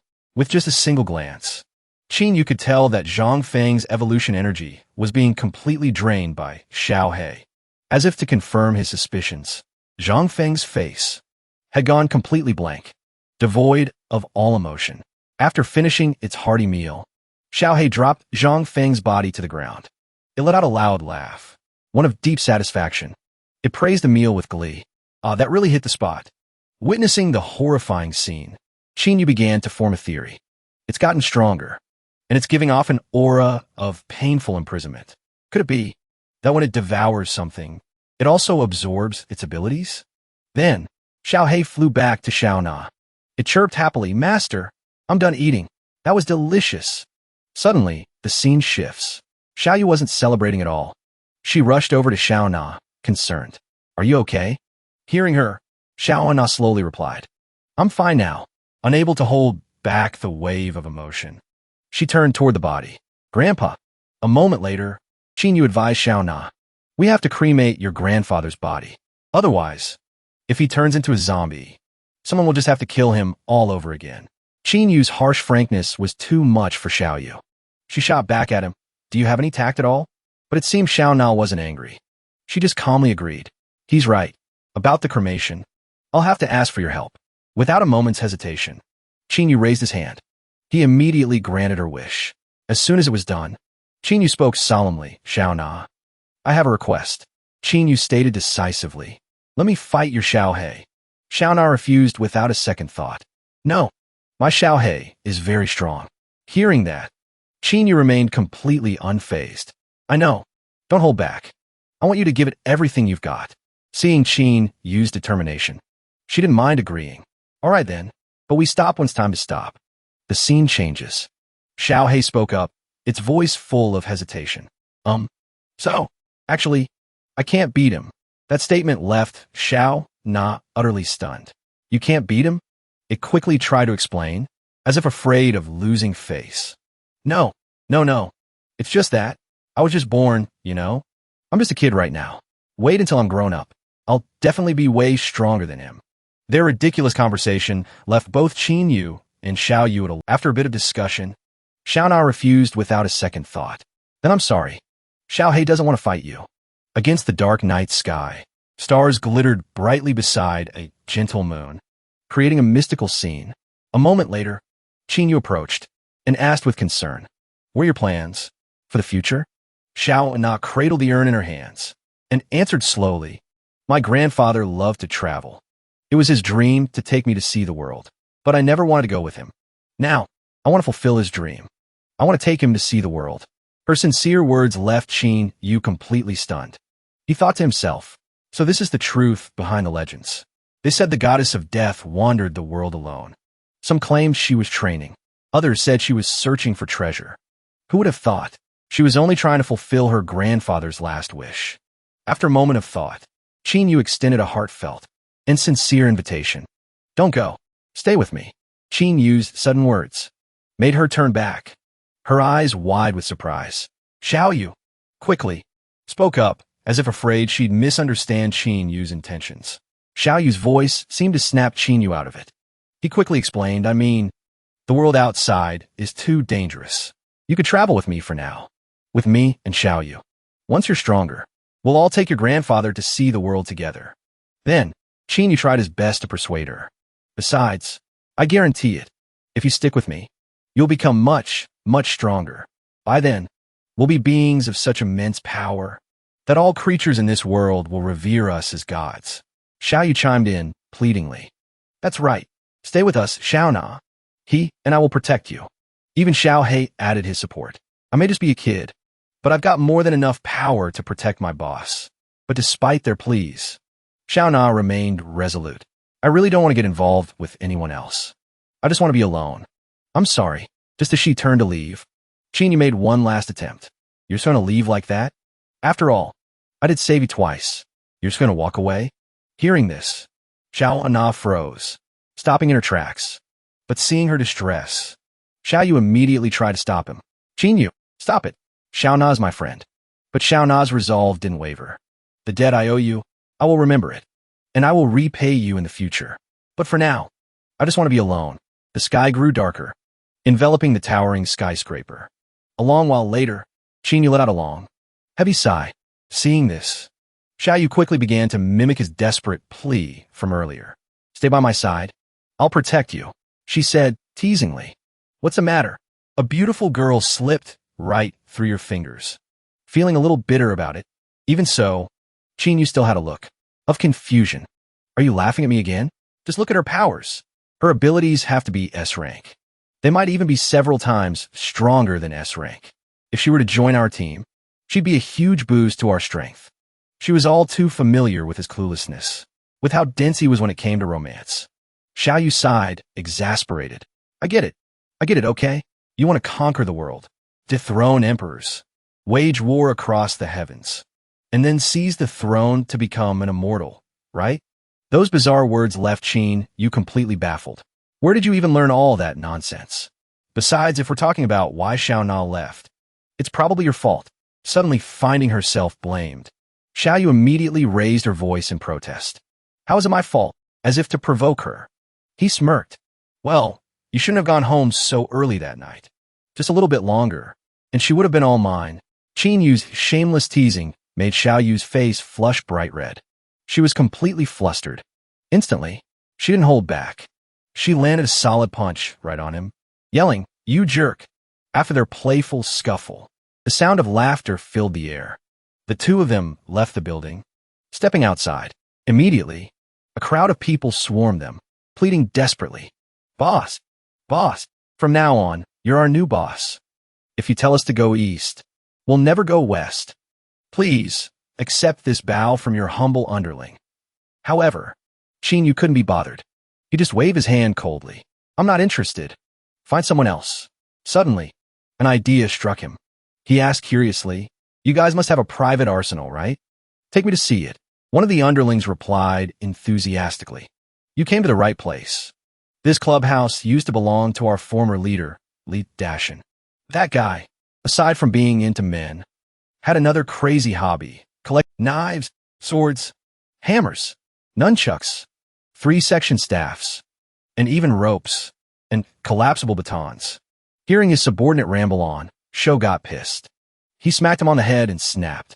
What's with all the useless chatter? The boss is asking about guns to fight zombies. What good is telling him about all that other junk? Hearing this, a flicker of interest appeared in Chinyu's eyes. Those kinds of weapons could be useful too. Show me. Inside the room, a large rack was filled with all sorts of swords, their steel gleaming in the light. Beside it were countless types of blades in various shapes and sizes, all neatly arranged. The underling was incredibly excited. He began to passionately introduce each weapon to Chinyu. Boss, take a look. These were all Li Dashin's prized treasures. The cheapest item here would still sell for tens of thousands. From the design to the materials, everything is top-notch. The real deal. Chinyu stared intently in one direction. The underling next to him immediately noticed what had caught his eye. It was a spear set apart on its own rack, not displayed with any of the other weapons. The underling instantly recognized it and immediately began chattering about the spear. Boss, you've got a sharp eye. This was Li Dashin's absolute favorite. The shaft is made from solid, molded iron. Flawless.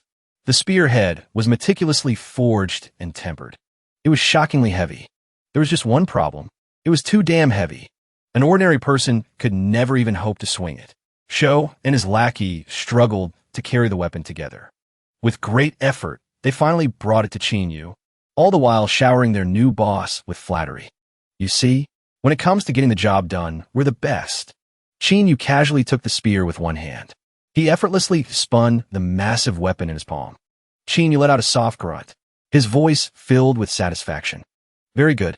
Sho and his lackey could only stare, clapping enthusiastically.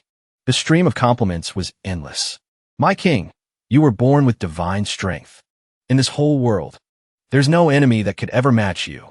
Seeing the vast array of weapons, Xiaoyu asked curiously, is there anything light and easy for me to use? The lackey scrambled to answer. Of course. Absolutely.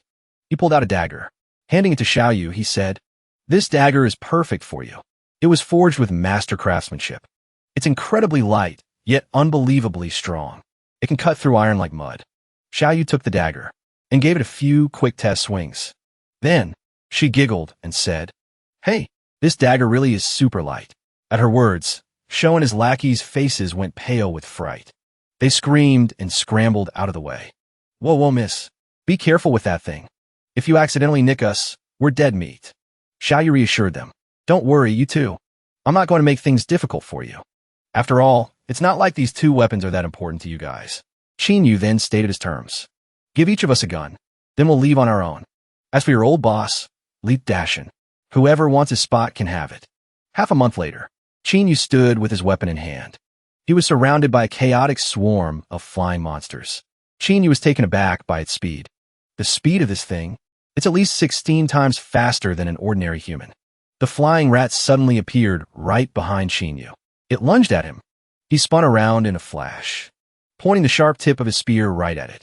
Phantom shift. Got you this time. He thrust the spear straight into its face. Xiaoyu spoke up. This thing's evolution energy is obviously pretty good. So why don't I feel any physical boost? I feel like something's still missing. Qinyu replied. 20 times the normal physical limit is a critical threshold. It's the absolute limit for a Tier 1 evolver. If we can break through it, we'll officially enter the 2nd tier of evolution. Our power will increase dramatically. Looking at the motionless, flying rat on the ground, Xiaoyu continued.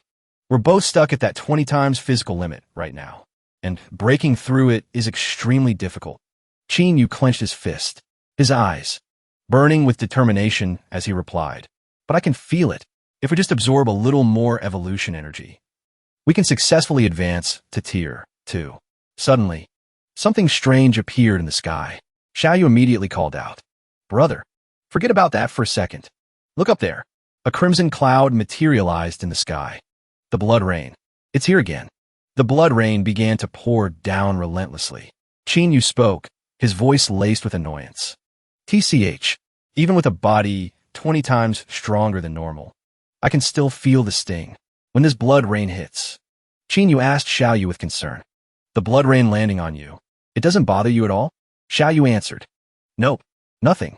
He instructed Xiaoyu that, no matter what, they had to get out of the rain first. Inside a warehouse, Tenyu pushed open the old, creaking door. The 2 brothers stepped inside. Tenyu thought to himself, looks like this is a lumber warehouse. Xiaoyu turned to his brother. Brother, I'm hungry. I haven't eaten in so long. How about some noodles? The 2 brothers sat by the fire. Each held a steaming bowl of instant noodles. It smells so good. Suddenly, he sensed something was off. Tanyu's voice was low and cautious. Someone's coming. Be careful. Xiaoyu asked, Are they zombies? Tanyu replied, No. Zombie footsteps aren't that rhythmic. Those are people. Li Song sniffed the air. He spoke up. I think someone's in here. I smell noodles. Li Song pointed his gun at Tanyu's head. He sneered, just as I thought. Tanyu calmly kept eating his noodles. Then he spoke, his voice flat. Don't point that gun at me. I'm only going to say this once. Seeing the rising tension, Lao La quickly tried to smooth things over. Hey, sorry about that. My friend, we didn't expect to find anyone in here. Didn't mean to bother you. Would you mind if we took shelter from the rain here for a bit? Tenyu replied. That was all Li Song needed to hear. He exploded with rage. You little brat. I'm talking to you. Are you too damn hungry to show some basic respect? You wanted to teach you a lesson. Lao La quickly tried to stop him. Li Song, don't make a scene. Just settle down. Xiaoyu turned to his brother and asked, Brother, are they all evolved? Tenyu explained quietly. Yeah, all 4 of them are evolved, but they're very low level. They probably haven't been evolved for long. The one with the beard has practiced martial arts. He's got some real strength. The other 3 are nothing special. They all stared in disbelief after hearing Tanyu's assessment. Lao La praised him. This kid's got a sharp eye. Damn, brat. You got some skills. Li Song stood to the side, impressed despite himself. He muttered, just a lucky guess. He's probably just talking out his ass. Everyone sat down to eat. No one said another word. Suddenly, a sound.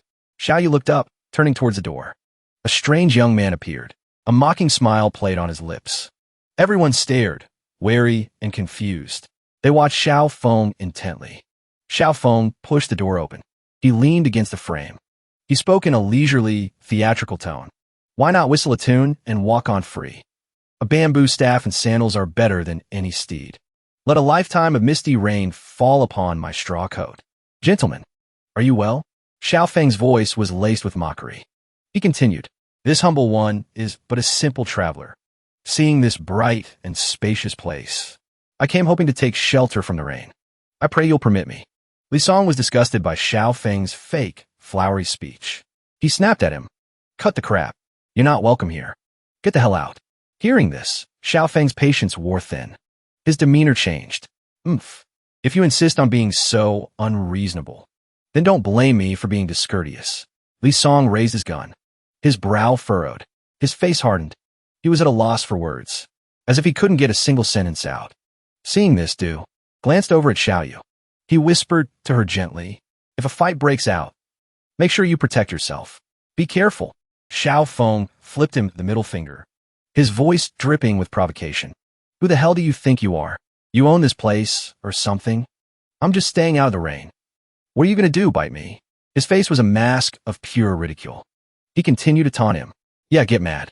Ninid, ninid, ninid." Li Song was seething. He roared, "You little brat." Xiaoyu stood by, silently watching them argue. Seeing the scene unfold, she couldn't help but let out a soft chuckle, quickly covering her mouth to hide her smile. Li Song fumed. "That's it. I'm going to teach you a lesson today." Suddenly, Lao La stepped forward, placing a hand on Li Song's shoulder. "All right, that's enough," he said, trying to calm him. "Knock it off. You're always the one looking for trouble." That's when Xiao Feng noticed Xiaoyu standing there. "Oh," he let out. He immediately tried to strike up a conversation. "Well, hello there. And who is this beautiful lady?" "Miss, you're absolutely gorgeous. More beautiful than a goddess who's come down to earth."